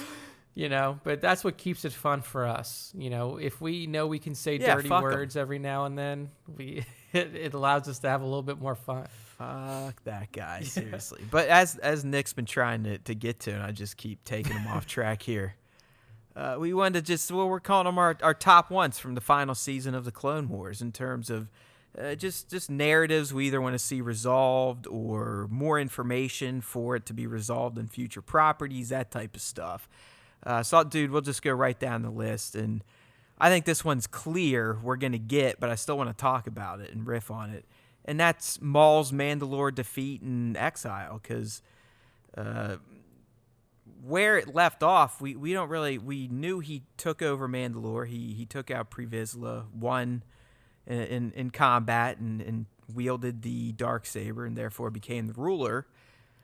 But then the next time we see him, again, he's a little nutty, and he's convincing Ezra to go on this mission to look for shit, and there we go. He still has the Darksaber. Yeah, like we know that somehow. But he's off Mandalore, clearly. Yeah, because Mandalorians are now fighting the Empire for it. Yeah, so he's gone. We just don't know how that happened. And it seems like that initial trailer not the initial trailer, but the trailer that we got a few weeks ago. The most recent one, there's a very direct nod that we're going to see this probably play out. Yeah, and I like how they're bringing in Ahsoka to this thread, because Ahsoka, I mean, like, what are you supposed to do if you are, you know, Bo-Katan, and you're like, all right, well, a Sith Lord is now the ruler of Mandalore. How the fuck are we supposed to get rid of him? Like, there's nobody who can stand up to him at that point, and Well, yeah, they would need help for sure, Yeah. because I would imagine he's still a master of a crime syndicate, too. I mean, he hangs on that for a good while. yeah, I mean, we've seen that. So go- he's got plenty of resources at this point. Yeah, so the best person to bring in to take out a Sith is a Jedi, or at least a Well, former and let Jedi. alone, he's probably got loyal fucking Mandalorians. Yeah, on I mean, his he side. still has control of Death Watch at this point. I mean, that's how he took over to start with. Like, he took over that kind of radicalized faction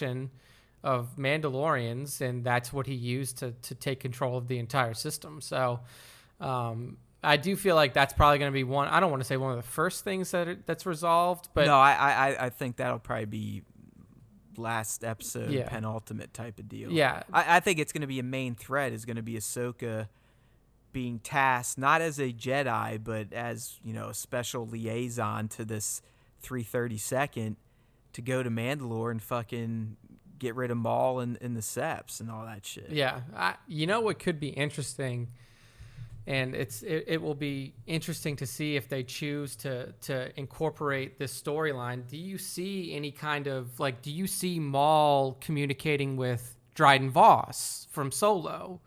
Like, this is like That would be fantastic, and I hope so, at least for my Easter egg video series' sake. Yeah, I mean, just something like that, because you mentioned, like, he still has control of these crime syndicates. And I forget which one he took first. I don't know if it was Crimson Dawn at that point. It might have been the Shadow Syndicate. Shadow Syndicate sounds more familiar than it, Right? Crimson Dawn, I don't remember hearing about. But clearly the fact that is revealed in Solo, he amassed even more power after getting kicked off of Mandalore. Yeah. And, you know, so what we want to see is how does he get beat?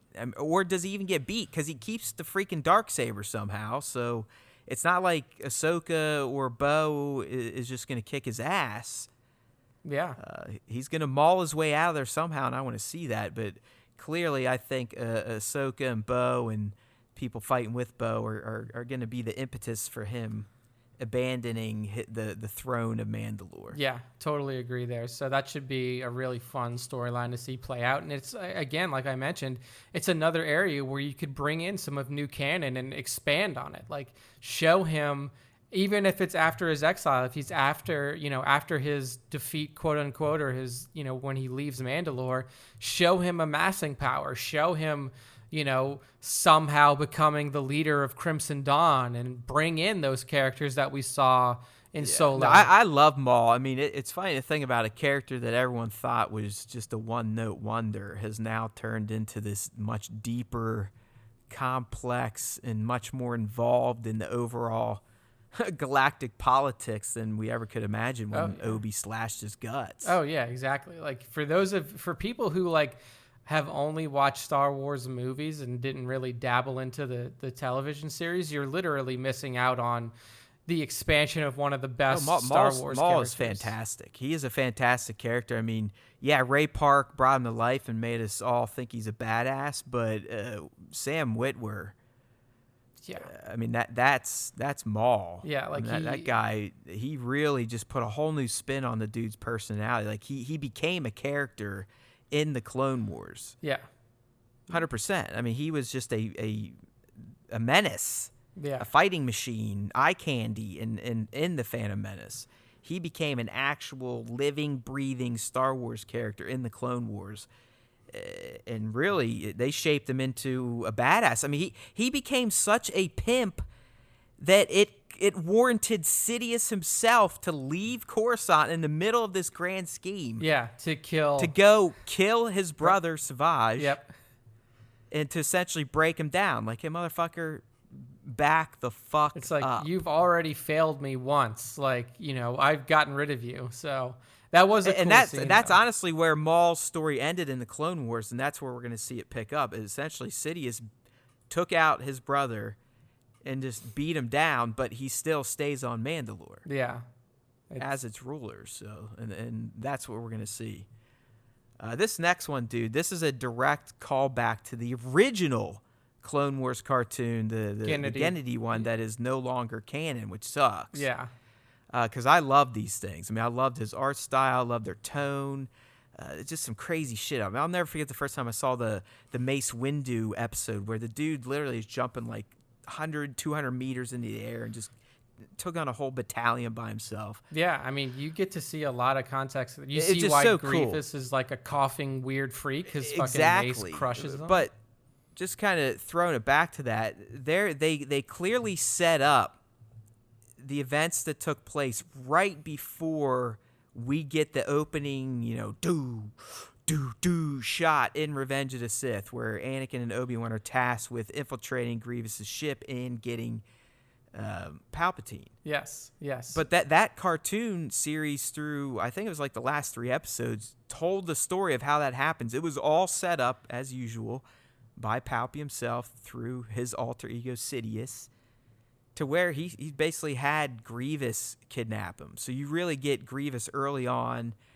You get to see how big of a badass he is. He's wasting Jedi, takes Palpatine with him. But I would like to see them give a nod to that, at least. I would love to see Grievous show up. Yeah, I mean, absolutely. It's, if we are going to get into the time period where we're either butting up against ROTS or actually functioning within the time period of ROTS, then I think that this is a necessity. Like, yeah, to dump it, literally dump it right into Revenge of the Sith, just as the initial vision was, because George wanted the Clone Wars cartoons done literally right before ROTS came out. Yeah, and because that story was to inform those that took the time to watch it on whatever Cartoon Network that, yeah, that's why Palpatine's up there. That's why Anakin and Obi-Wan were called back from wherever they were at to go deal with it, all by design. Yeah. I have those on DVD, actually, that series from Gennady on DVD. So, I mean... Oh, I do too. I've digitized them. I mean, those, to me, are some of the greatest little Star Wars nuggets. They're the threads with Anakin and Asajj are amazing. Mm-hmm.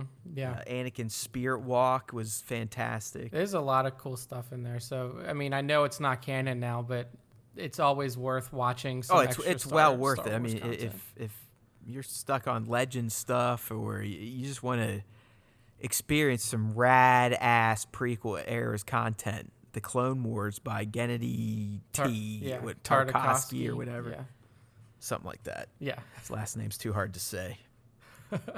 All right, so next up we have basically seeing what the status of Anakin and Ahsoka's relationship is at the end. So like when it ends, and we talked about this a little bit on a previous podcast, like we know that Ahsoka is still disillusioned with the Jedi. That's referenced in Rebels. Oh yeah, well, I mean, hell, she's not in Revenge of the Sith, so they have to deal with the fact that, again, she's going to take herself, for whatever reason she comes back and helps.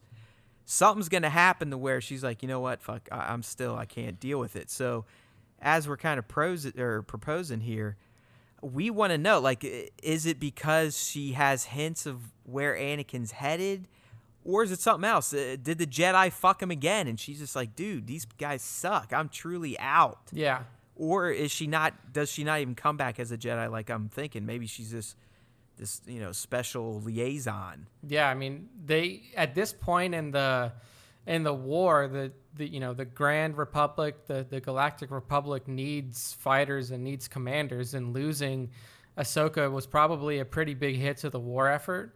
Especially the level of involvement that she had as Anakin's Padawan, and then her leaving was a huge hit. So I agree. I mean, we need to see where she is in terms of her relationship with Anakin and her relationship with the Jedi Order by the end of this series, because we know. And then also what I would like to see is like how, granted, we're not going to get there because we're not going to last all the way no through way. Ross. I think I know where you're going. Where are you going to see any of that shit? Yeah, like I want to see what she does during Order 66, but we'll never see that because it's too late into the series.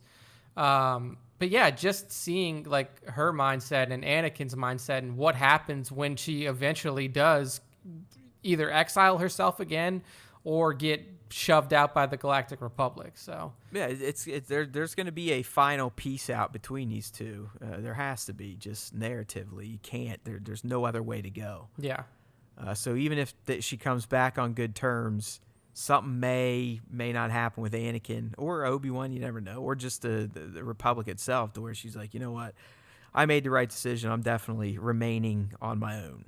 Yeah, for sure. And then she, we all know, ultimately will become Fulcrum and have her white lightsabers and all that fun stuff. Sick. Next one here. I want to see how Rex, Wolf, and Gregor make it out. We know they do make it out. They get their inhibitor chips out at some point in time because they show up again in Star Wars Rebels. Yep. And Rex really continues all the way even through that. So yeah. I want to know how these guys get out of all of it, how they not get mixed up in Order 66, or do they? And then they snap out of it. I mean, what goes down that allows these dudes? And maybe they explain it in Rebels. I can't remember, but I'd like to see it, if anything else. Yeah, I mean, because I really would like to see the moment where they decide to take these chips out. Like, do we get like? I think it would be interesting now, because I think it's highly unlikely that we get like in. I think it would be cool and it would be warranted that we get a series that takes place from the clones' perspective in Episode 3. Like a completely clone-focused episode 3 series, because there's so much that happens in that area at that time, but we're never going to get it because it would essentially just be, Yeah, I mean, as janky as their introduction was, just because it was in Attack of the Clones, I do love the clones. Yeah. Because of the Clone Wars. Yeah, and I think that specifically, what you called out, like these named clone troopers that we've become kind of, attached to seeing. Oh, they're still my buddies because of that fucking game we play. Yeah, Galaxy. I mean, of Heroes. even more so now than ever. I mean, the 501, strong as fuck, yo. We got Echo, we got Fives, we got Rex, right? Yeah. The ARC ARC trooper now trooper. is in that little squad. So. Yeah, Echo 5 Rex, Cody's in there too. Or, well, But Cody's you know, not I mean, 5 I want to but- see these named ones, how they get out. Like, are we going to see them get out, or do they leave the Republic before the shit goes down Yeah. because they see what's happening? Yeah, I would like to see I would hope that they put that moment in where they cut out the inhibitor chips now. Like, have something in there where, like, I think Well, that there was they already already in there. know Like, at clone this point. stuff is, like, starting to, like, your brain can short circuit. Well, yeah, they basically. know because this is already established in the Clone Wars. Yeah, I I forget. remember I the think episode. I don't know if it was Fives, but one of their chips starts to get fucked up. Yeah, and, like, and it this- makes him go nuts. Like, he starts trying to kill Jedi, if not kills one. Yeah, I think he does. Like, there was a... yeah. Before Order 66 gets executed. So. Like, I remember that episode At this point, they specifically. do know that these things are in their heads. I mean, they already knew, yes, because that's how they're... But they know there's maybe something not right with some of the commands in there. Yeah, hidden programming. So, yeah, for sure, that would be a great moment to Okay. include in there as well. And we're back, thanks to our sponsors at Shitty Internet or Fucked Up Technology for that commercial break. All right, dude. So yeah, something just snafu'd out there. Is either Nick's hamster or my hamster decided to go on strike there for a second. Yeah. So you know we were riffing on our Clone Wars ones, right? Yep. In particular, the one about Anakin's fall, and you were setting it up perfectly. I was like, good. He's going right where I was going. And what Nick essentially said was, we just want more of the same from the Clone Wars and how it handled Anakin Skywalker. Because, you know, I've been on record multiple times on the show, even back in the day in the EB years, saying that the Clone Wars are the prequels. That's all the prequel stories you need to know in terms of the most important thread, which was the fall of one Anakin Skywalker, a.k.a. the Chosen One, from the light side of the Force. Yeah. To become one of the most evil motherfuckers in all of cinema, let alone the Star Wars galaxy. Yeah, I mean, for me, the way that I think about episodes 1 through 6 is that it's you know, Star Wars, but there should be a huge subtitle under episodes 1 through 6 that says the tragedy of Anakin Skywalker. And like, yeah, I know that Luke Skywalker is the primary character in you know, 3, 4, or 4, 5, and 6, but really that entire 1 through 6 tells you like what has become of Anakin Skywalker from the moment he was born to the moment he died. So seeing and really, Yeah, he had a pretty shitty life if you think about he it. Like, did. his life sucked. He was a fucking slave. yeah, it was He essentially he got won by a Jedi guy. Essentially got set up by those people. Fell in love like any motherfucker would with Natalie Portman at that age. I mean, who wouldn't? Yeah. I know I did. Yeah, I mean, Natalie Portman is a beautiful woman, and Yeah. can't blame him for that. Right. You know, and then he feels like she's going to die because he's going to do it.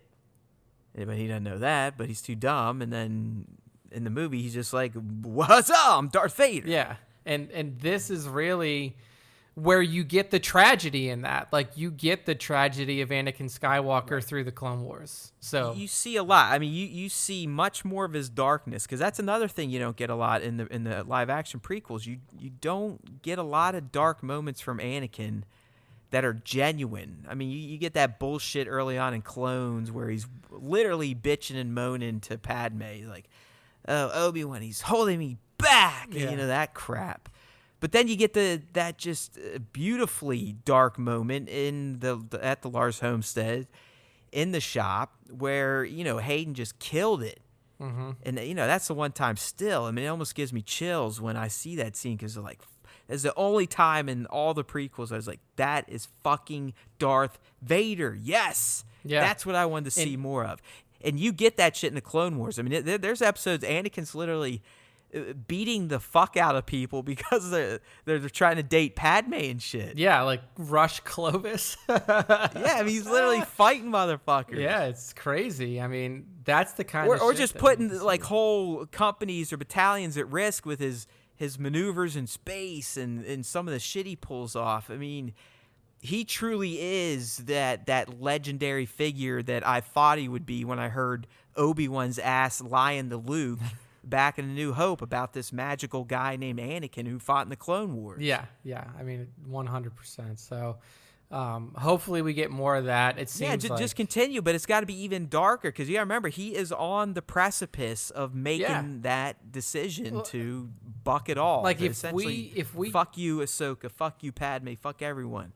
If we get to where we think we're going to be in this show, like if we're getting either right to the beginning of Rots or a little bit into Rots, then you're talking, what, a matter of weeks until he becomes Darth Vader? Right. I mean, the Revenge of the Sith timeline is a doozy to try and figure out. Yeah. But it's a little bit all over the place. But yeah, I mean, I guess you could base it on her stomach, and I think it gets bigger, so it probably is some months. Yeah, who knows? Because who the fuck knows, man. Essentially, at the end of that, like he finds out she's pregnant at the very beginning of the movie, but we don't know how far along she is. And then at the end of the movie, she has the babies. So somewhere in that timeline, there was a stretch of months, unless he found out that she was pregnant in her 9th month of pregnancy.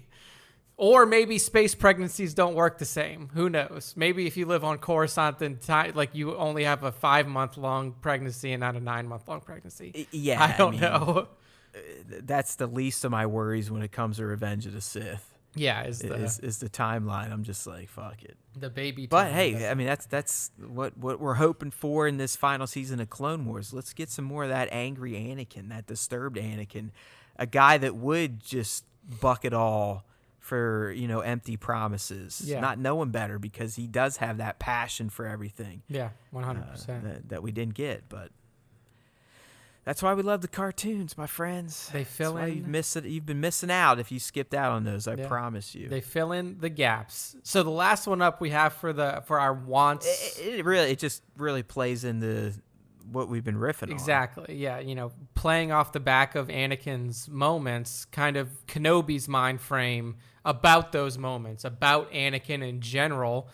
Because really, I mean, this is his closest friend. Anakin Skywalker and Obi-Wan Kenobi are best friends. They're like brothers, Kenobi says. And I hate myself for not rewatching it again just to be ready for this and really know the lore. But I do believe it's established in the Clone Wars that while Obi-Wan always is like the goody good and does support the Council, I do think it's either made clear through facial expressions or just, dialogue off the record that he understands that Anakin's kind of getting janked and fucked over sometimes by the Council. Yeah, I mean, but he's still like, the Council's the Council. Yeah, he's a Jedi. He is a Jedi master. He's a textbook motherfucker until he gets old and loony from hanging out in Tatooine. Then he likes to lie. Yeah, then he can fudge to the truth a little. Tell some bullshit. Yeah. Then things that can be told from a different point of view, as George so excellently put that. Yeah, that's all he does. That's all he did back then is fucking just slang some shit at Luke. But I mean, Kenobi. I mean, there's two main characters in this series. It's Kenobi and it's Anakin. So I mean, hopefully, we get a lot of Obi's perspective on this too, because as I was saying, like, these people are, I mean, like, these two guys are best friends. Like, they're almost family. And it's hard to believe that Obi-Wan wouldn't be able to see the seeds of Anakin's demise being sowed right before his own eyes. Like, he's not a stupid person. Like, yeah, he is, a textbook but, Jedi. Mean, he hangs out with a bunch of bozos at the Council. I mean, the fact that Yoda couldn't see just the obvious shit that Palpatine was doing with Skywalker from day one on Naboo. Yeah. And he literally walks up to him and says, I'm going to be watching your career with great interest. Yeah. Hint, hint, wink, wink. I mean, he might as well have done that and turn around and be like, psst, I'm fucking Sidious. Yeah, and like literally that decision to put him on the Council and not make him the master, like, why would you do that? By design to spread contention, hate, discontent, malice, and just like it. I mean, I don't know if Yoda would have made that decision on his own if Mace wasn't there, because Mace is the one who called it out. Like, yeah, you're on the Council, you're not a master. But like, You gotta Well, like, Mace come on. is kind of a cunt. He's is a cunt. cocky motherfucker. Yeah. He was a hard ass. I mean, he never liked Anakin from day one, and he's the biggest dick in the cartoon as well. Yeah, he is. He's I don't know. I mean, he's a Grandmaster Jedi. Like, there's only two Grandmasters. It's Mace and it's Yoda. So, I mean... Yeah, he's just straight up. But Yoda is more, he does it on the down low, in his back-ass language. Yeah. I mean, he more or less is always like, Anakin, don't be a fucking idiot without being mean about it. Yeah, so... But Wendy's like, fuck you. We can't trust you. You're a fucking hothead. You're nuts. It literally, like, Mace... If Mace Windu was not there, Anakin Skywalker may still be a Jedi. Right. And it's like I said, I mean... I totally get how it made sense that Mace was the one that's there for this moment based on how he treats him, but more so for how he's treated in the cartoon, because it's even worse than what you get in live action. But at least Mace is the one, he gets, a couple lines throughout 3 movies that, you can figure out that he's not a fan of Anakin Skywalker. Yeah, exactly. But in the cartoon, I mean, he goes out of his way to fuck with this guy. Yeah. I mean, it was a real, like, contentious relationship, to say the least, between Anakin and Mace Windu. So it's going to be interesting to see. I mean, also just to see how that progresses on. I mean, it has to get worse as it goes on. Like, Mace still has to be a dick, and Anakin still has to just eat shit until, that moment in Rots in the fucking throne room or the Senate chambers. So... I mean, that rounds out our TCW, what we want to see from the final season of the Clone Wars. And I really do think that with, Filoni at the head here, and that we're going to get a lot of these moments. We may not get everything that we want to see, but I think that the big ones we're definitely going to see. So I'm super excited to finally have a proper closeout to this series that really proved that Star Wars could exist outside of just the big screen, and it didn't have to be this, 2-hour long movie, and then we'll see you again in another year or 2 or 3 years. Like, we could have consistent Star Wars content coming out on a weekly fashion that was really good and gave really good stories and context to everything else that was happening in the universe. So, yeah, I'm pumped. I've been a fan of the cartoons, like I said, since the Gennady days. Yeah, that was the first time I was like, wow, something different, Star Wars. Because I mean, you got to think about, even up until then, there wasn't much. I mean, you had the Ewok adventure movies and shit like that. It was mostly like. It was the movies, and then it was video games. Well, you had novels. The little Boba Fett animation thing from the holiday special. Yeah. Like the blue version. Yeah. I mean, if you weren't reading the books back then there really wasn't Star Wars content outside of the movies. Like, that's where George chose to continue his storytelling initially, was through novels. And that's why before, Disney kind of reset canon, there were 50, 60, 70 books in Star Wars canon that happened in between movies and after movies and far after movies. And, it was an extensive piece of storytelling that was done in those books. But then, and then we get the Clone Wars, and then after that we get Rebels, and then boom, now we have a full division of Star Wars animated series that probably will not stop coming out until Disney decides to lock Dave Filoni in a closet somewhere. Or just hire Daz Tibbles on Instagram, at Daz Tibbles. Yes, thank you. Please do that. Thank you, it's Dave. Thank you. So yeah, that wraps up our TCW one. So that's going to bring us into the final segment here of the Star Wars Show. Here we go. The best time, the time for you. The only guys. time most of you motherfuckers listen.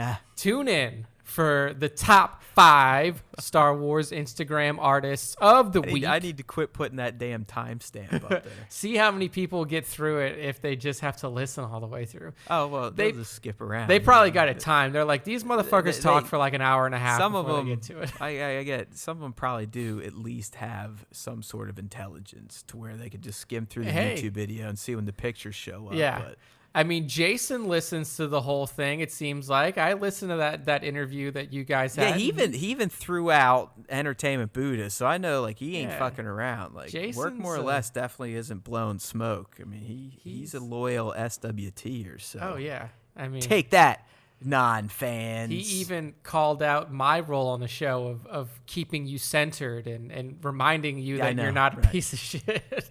Yes, I truly am nuts, and more people know about it now than ever. But that's good.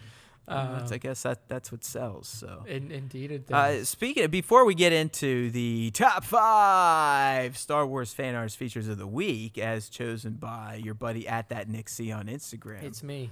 I have no hand in this anymore. It's all Nick. It is. It's just me. Quit coming at me and sending me all these death threats about spiders are going to do something to Nick. I've seen, I'm starting to get some IG tags and some. I'm doing it on purpose. I'm like, because I know I have a little bit more free time throughout my day because I'm not a true 9 to 5er. I can float in and out, stay up late, get up early, work whenever.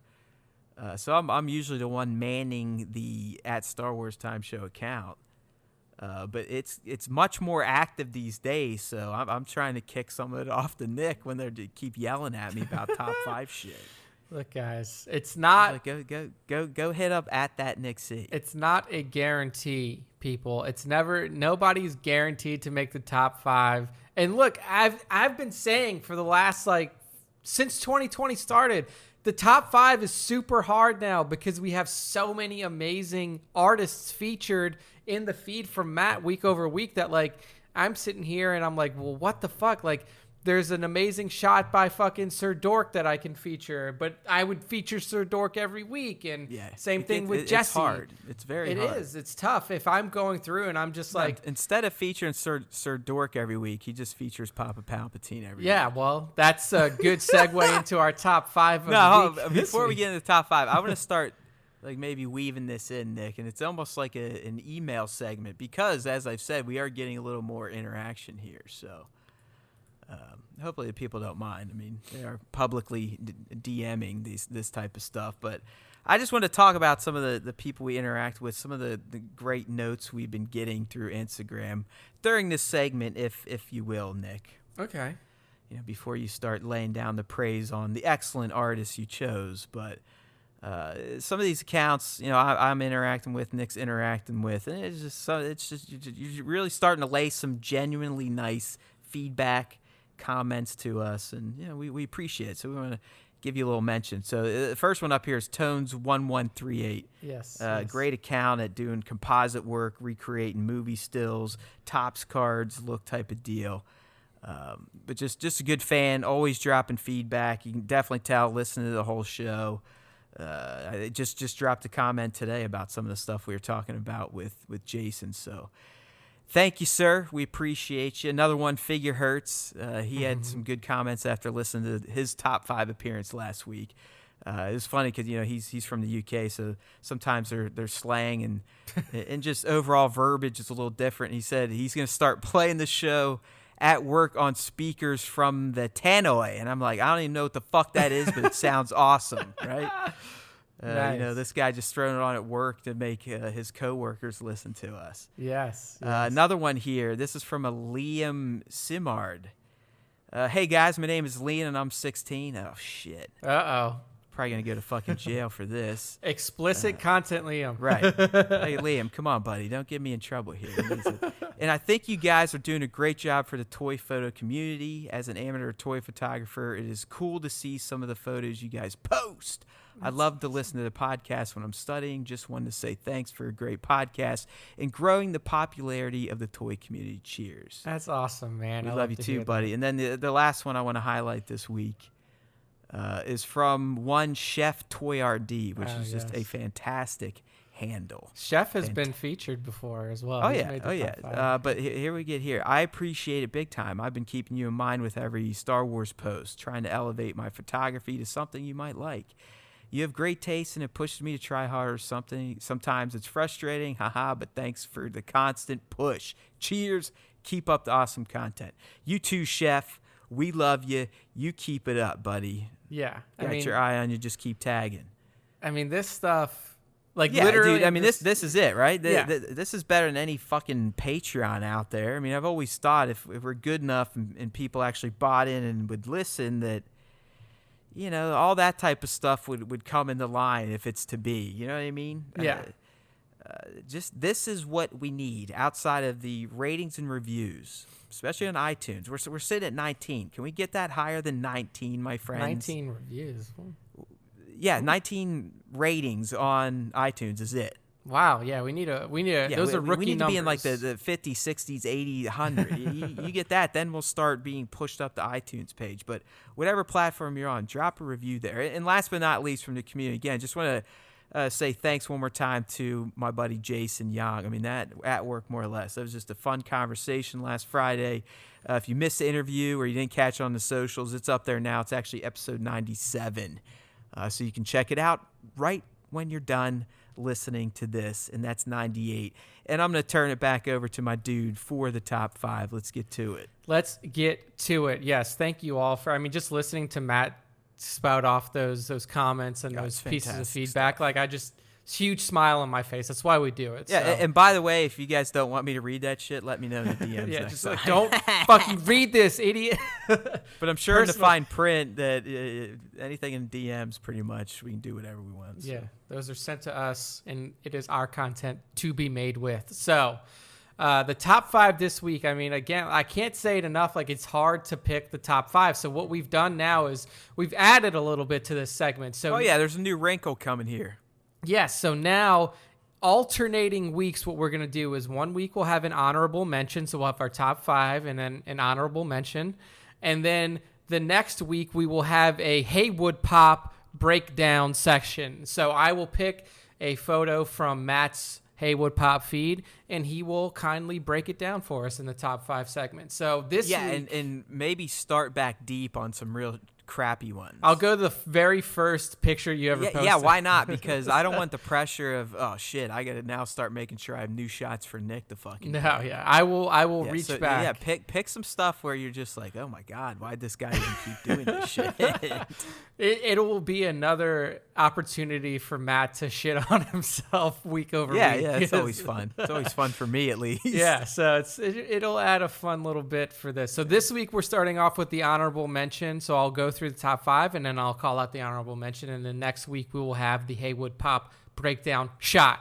So first up this week in the top 5, and Matt kind of alluded to it before we got here, is Triple P with a back-to-back. We've had back-to-backers before, but Matt almost seemingly called this out with the 4. So it's almost like he went through the world between worlds to this week to look at my top 5, and then and the shot even evokes. It's just like, it's pretty much Papa saying, "I am a god at this." Yeah, it's fucking amazing. So what we see is Obi-Wan Kenobi, old man Obi-Wan from A New Hope, and he has just slayed a whole cadre of troopers, and he is holding his arms out like Jesus, and there's just fucking blasters going off, just fucking he is firing. The true Force Jesus right here. Yeah, he has all their blasters hovering around him thanks to the Force, and they're about to pop off, or some are popping off. Yeah. It's just amazing because it's so un-Obi-Wan-like, but the figure and the sculpt, and I believe this is the figure arts Obi-Wan, he just looks perfect. Like, he looks like he's in such a zen moment after just murdering essentially an entire squad of stormtroopers, and then taunting them with their own weapons. Yeah, his face, the face sculpt for this is perfect. So, this is the caption here: "Run, Luke." Yeah, this would be like the rated R take on the escape from the Death Star in A New Hope. Yeah, where he's just fucking sitting there like Rambo, shooting down all these troopers with their own guns, just blowing their fucking brains out and shit. I fucking love it, man. This is vintage Papa. The guy just, I don't know, like, his imagination is just so out there. I love it. So at Papa Palpatine Photography, Papa_Palpatine_photography. If you're not already following this guy, I don't know what you're doing. Like Matt says, it seems like he is becoming like a week over week favorite for the top 5, but make sure to put your likes onto this man's page. he is a true genius of the form. Yeah, I mean, it's just it's daily too. Like this guy is committed. I don't know if he's starting to get paid now at this point. It looks like he's doing some commission shit. I hope he does. BBTS. Yeah. I think he's at least getting some serious store credit with Big Bad Toy Store, which isn't bad. BBTS has been one of my favorites for years of being a collector. Yeah, I mean, Papa, But literally, just him and his brother, Remember the Clones. He's another one. Like, these guys, they either on the weekend spend hours just setting up detailed little scenes and doing their shoots and getting it all prepped for the week, or they go out and do this daily. Yeah, I mean, that's an amazing setup to have, though, is like, your brother is into this hobby too, and then you guys can bounce ideas off each other and then help each other with setup. And you never, I don't even know if they live around each other anymore, but I see that they'll comment each other's work and be like, yeah, that looks sweet, bro. So it's like they probably don't know what the fuck they're doing. Then they each just see their work, and even through their shots, you can almost see the relation. Yeah. You know what I mean? Yeah. Like the styles are kind of similar, but Papa, man, like you said, sometimes the scenes he cooks up, it's just the imagination is something else. Yeah, it's incredible. Definitely Rambo Star Wars. Yeah. And I mean, we've been Papa has been one of the most consistent features since we started, and I feel like right now he's almost at 22,000 followers. I feel like we started featuring him before he was even at 10,000, but I could be wrong. He's exploded. Yeah. So yeah. I guess we'll take credit for that. Yeah, it has that's nothing to do 100. with his skills. I mean, that's all Star Wars time show. 100% our work that has gotten Papa to where he is. So, but. I mean, it's amazing to see, just over a short period of time of like a year since we've been doing this, that, accounts have grown double from where they were when we started. So it's fucking really great to see stuff like this. So Papa Palpatine, of course, give this man a follow. He is a true master of the craft. Next up, I could be, some people who are loyal listeners may call me a homer or may say that this is a fake entry into the top 5. Oh, we're never above this type of stuff. Look, I have said before, and I will say again, that the top 5 is a segment of integrity. Okay. Yeah, it can't be bought, is what he's saying. For those of you that don't understand Nick's big words, you can't pay me. You can't, threaten me. You can't do anything to get yourself featured in the top 5. You can pay me, though. Send it to @HeywoodPop. Yeah, it's just, Matt's not beyond bribery. Me, the Jedi of the group, no amount of money. I love being flattered. No amount of money will allow me to, reduce my moral standing when it comes to the top 5. So this feature here from Star Wars Black Series 2019, our good friend Greg, is legit, and I will tell you why. Oh, dude, it's fantastic. Greg he's a crazy person in the best way possible, because what Greg has done is he's not only dedicated himself to toy photography, but he has his own 3D printer, and he's now he's a custom figure maker. Like Greg, this entire shot, everything in this shot, besides the 2 egg attacks and probably the skateboard, this motherfucker has designed or found designs for and printed out on his printer, and then with Photoshop is dropping nods to us, Sir Dorks in there. Mm-hmm. You got he printed out a Star Wars time motherfucking hat for his egg attack figure. I mean, the egg attacks are sitting on like little emperors thrones playing on a fucking PS4. Dude, I love it. Has my fat head up there talking on YouTube. Yeah, I mean, in the back, we're on the iPod and the laptop. Yeah. Plus, he's got motherfucking Imperial walls. I mean, this Greg is a truly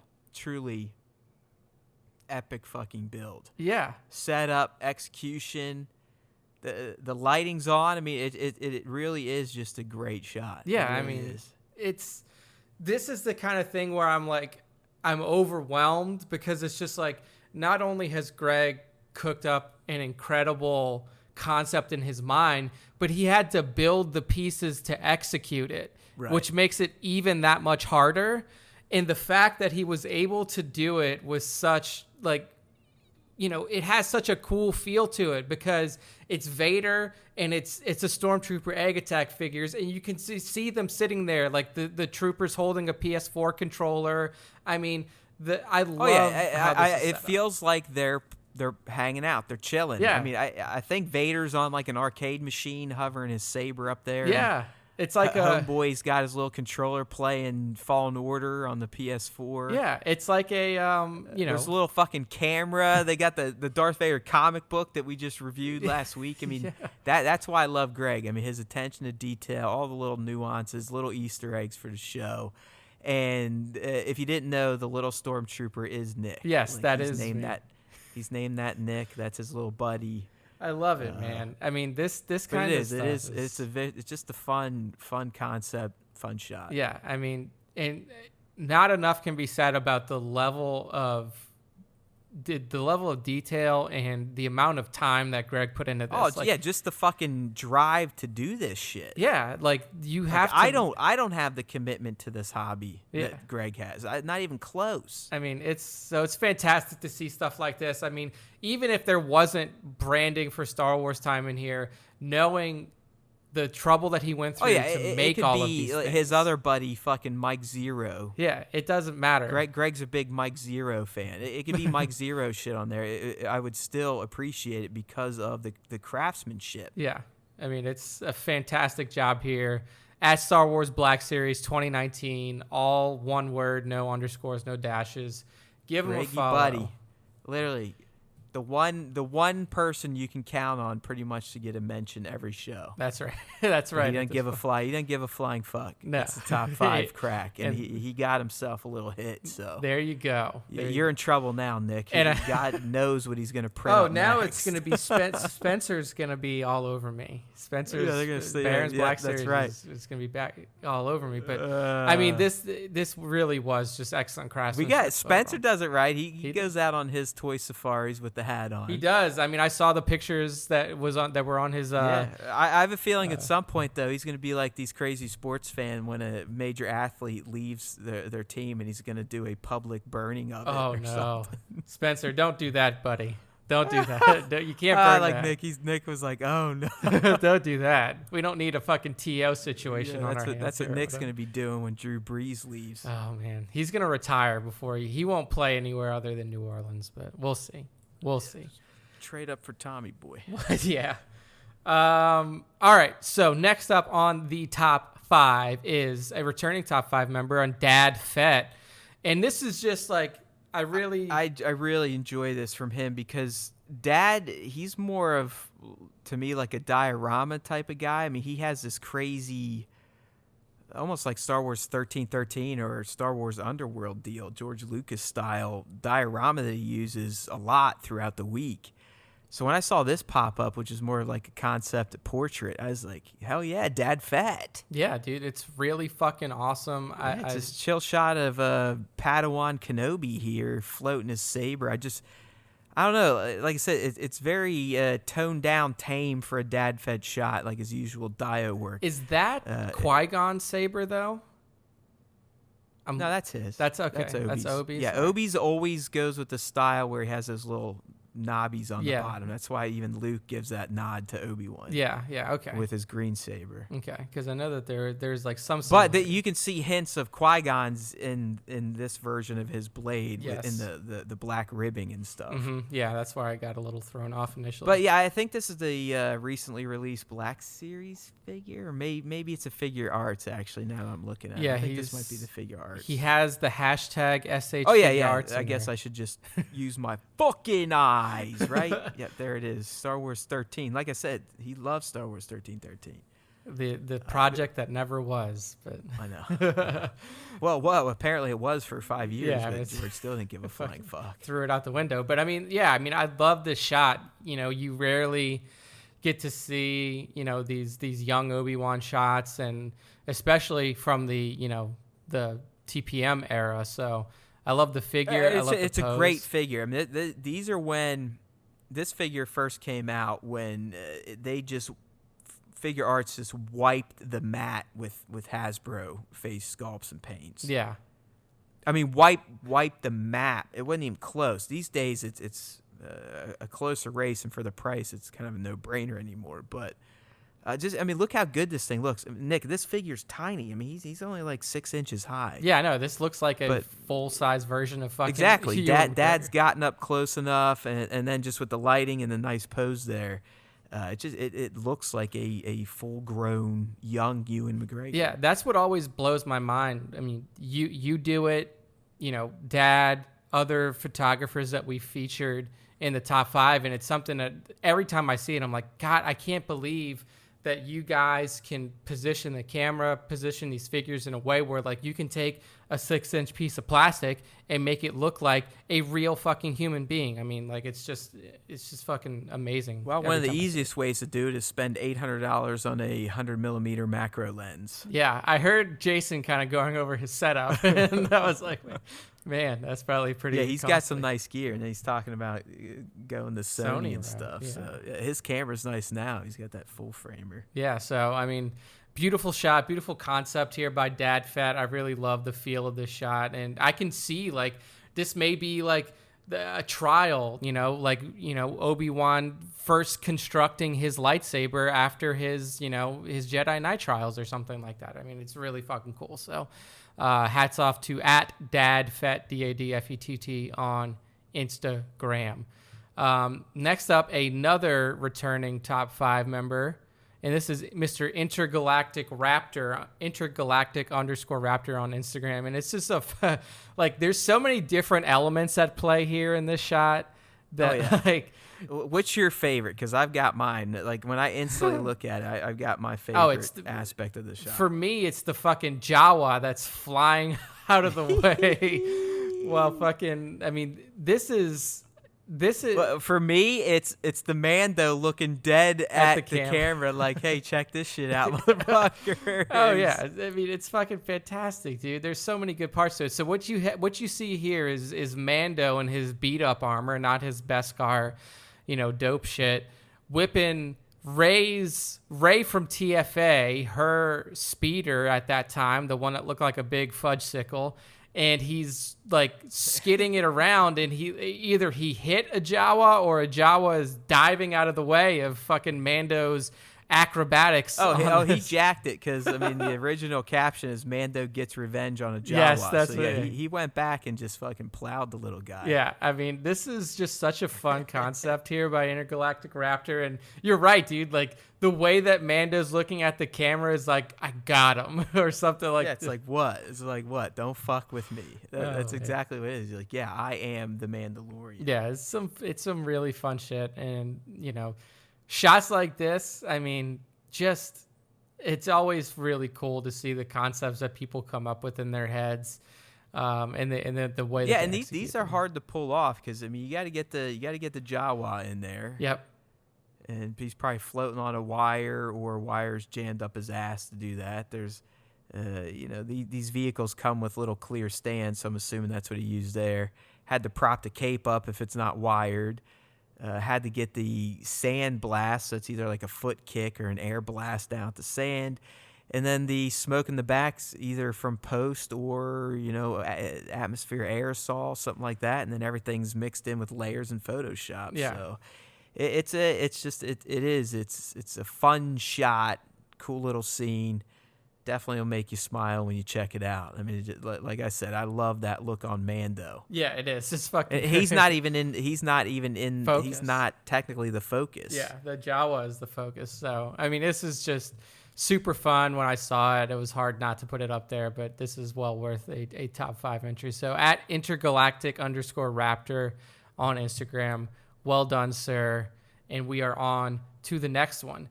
This next one here is just, man. Like, I saw this and I was like, holy fuck, this is a menacing shot. This is from Tiny Epic Photos.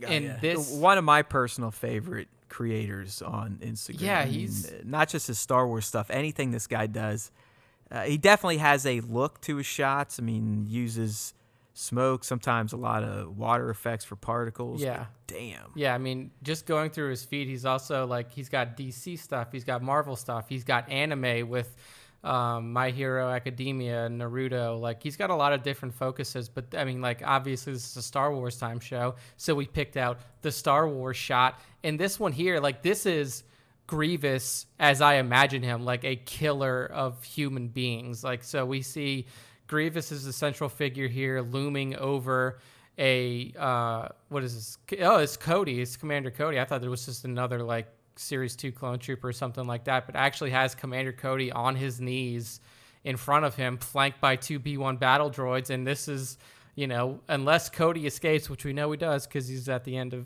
you know, Rots, like, this is essentially the execution of Commander Cody at the hands of General Grievous. I mean, it is a fucking awesome shot here. Like, the atmosphere, the lighting, the posing of these characters, everything about it. Yeah, and Tiny always does behind the scenes, so you can truly get an idea of how this is set up and how it's pulled off, and why you see that haze there, because I mean, he's got lights flanking there.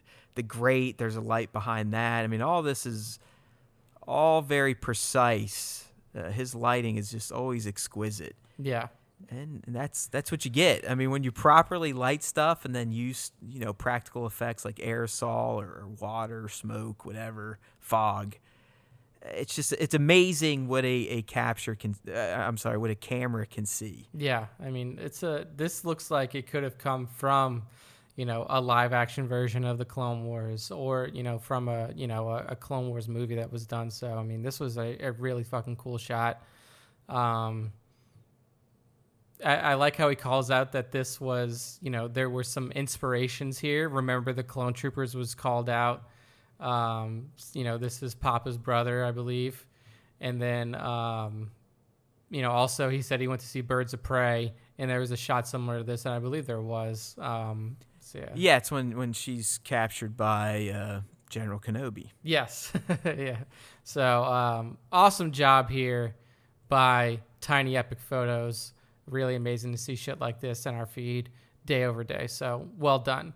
And then that brings us to our honorable mention. Like I said before, this week is going to have an honorable mention in it. Like, and look, even picking the honorable mention was hard because there's so many fucking good shots. Yeah, that's why. I mean, even though I dump probably hours of my week into the setup, I still don't envy what Nick has to do. It's difficult. I mean, like, when we first started doing this, like March, April of last year, top 5 was pretty easy. You know, it was easier to pick out. Now there's just, I could make a top 10, I could make a top 100, I could make a top anything. Like, there's so many good shots, but this one here from creators.inc.project is really cool because it takes Matt's favorite Star Wars character of all time, my man, and really puts him in an environment where he shows why he's Matt's favorite Star Wars character of all time, because the power that is associated with him and the way that he can essentially take an entire group of stormtroopers and just throw them around like they're nothing. And that's exactly what we see here from the shot from Creators Inc. Project. Yeah, and that's what initially caught my eye, that and the atmosphere, and just really Vader's pose. He looks like he's having a bad fucking day, and when Vader has a bad day, those around him pay for it. It's kind of like me in my own real life. Just ask my wife. And even my daughter at 4, I think she's starting to realize when Daddy wakes up on the wrong side of the bed, it's not good. Yeah, and that's what we're getting here in this shot with his little battalion. There's a variety of stormtroopers in there as well. Yeah. It looks like there. I can at least see a scout trooper in the back. You have a standard stormtrooper off to the left. I can't really tell. One of them's a tank trooper there at the very foreground, and in the back, I think that's the patrol trooper, whatever, from Solo. Yeah, so really great job here capturing not only the intensity of Darth Vader, but what happens when he is upset and things go wrong by creators.inc.project on Instagram. So that is our top 5 for this week, plus our honorable mention. Tune in next week to hear Matt break down one of his toy for top. This should be interesting. And it's my choice too. He told me to pick it out and don't tell him what it is. So it's going to be real interesting to see, because I don't know. Maybe I'll go far back, maybe not. We'll see what tickles my fancy. Yeah, I want to see like some of the just pure shit I put out, because I've started doing like a little bit of journaling, and I've linked in my Instagram from back in the day. And every day it gives me on this day notices, and it goes back as far as it can find posts. And there's some shit popping up from, it seems 4 years ago is the time that I really invested or started getting into this shit. And I'm just like, oh, oh, well, I guess you can say something for just being dedicated.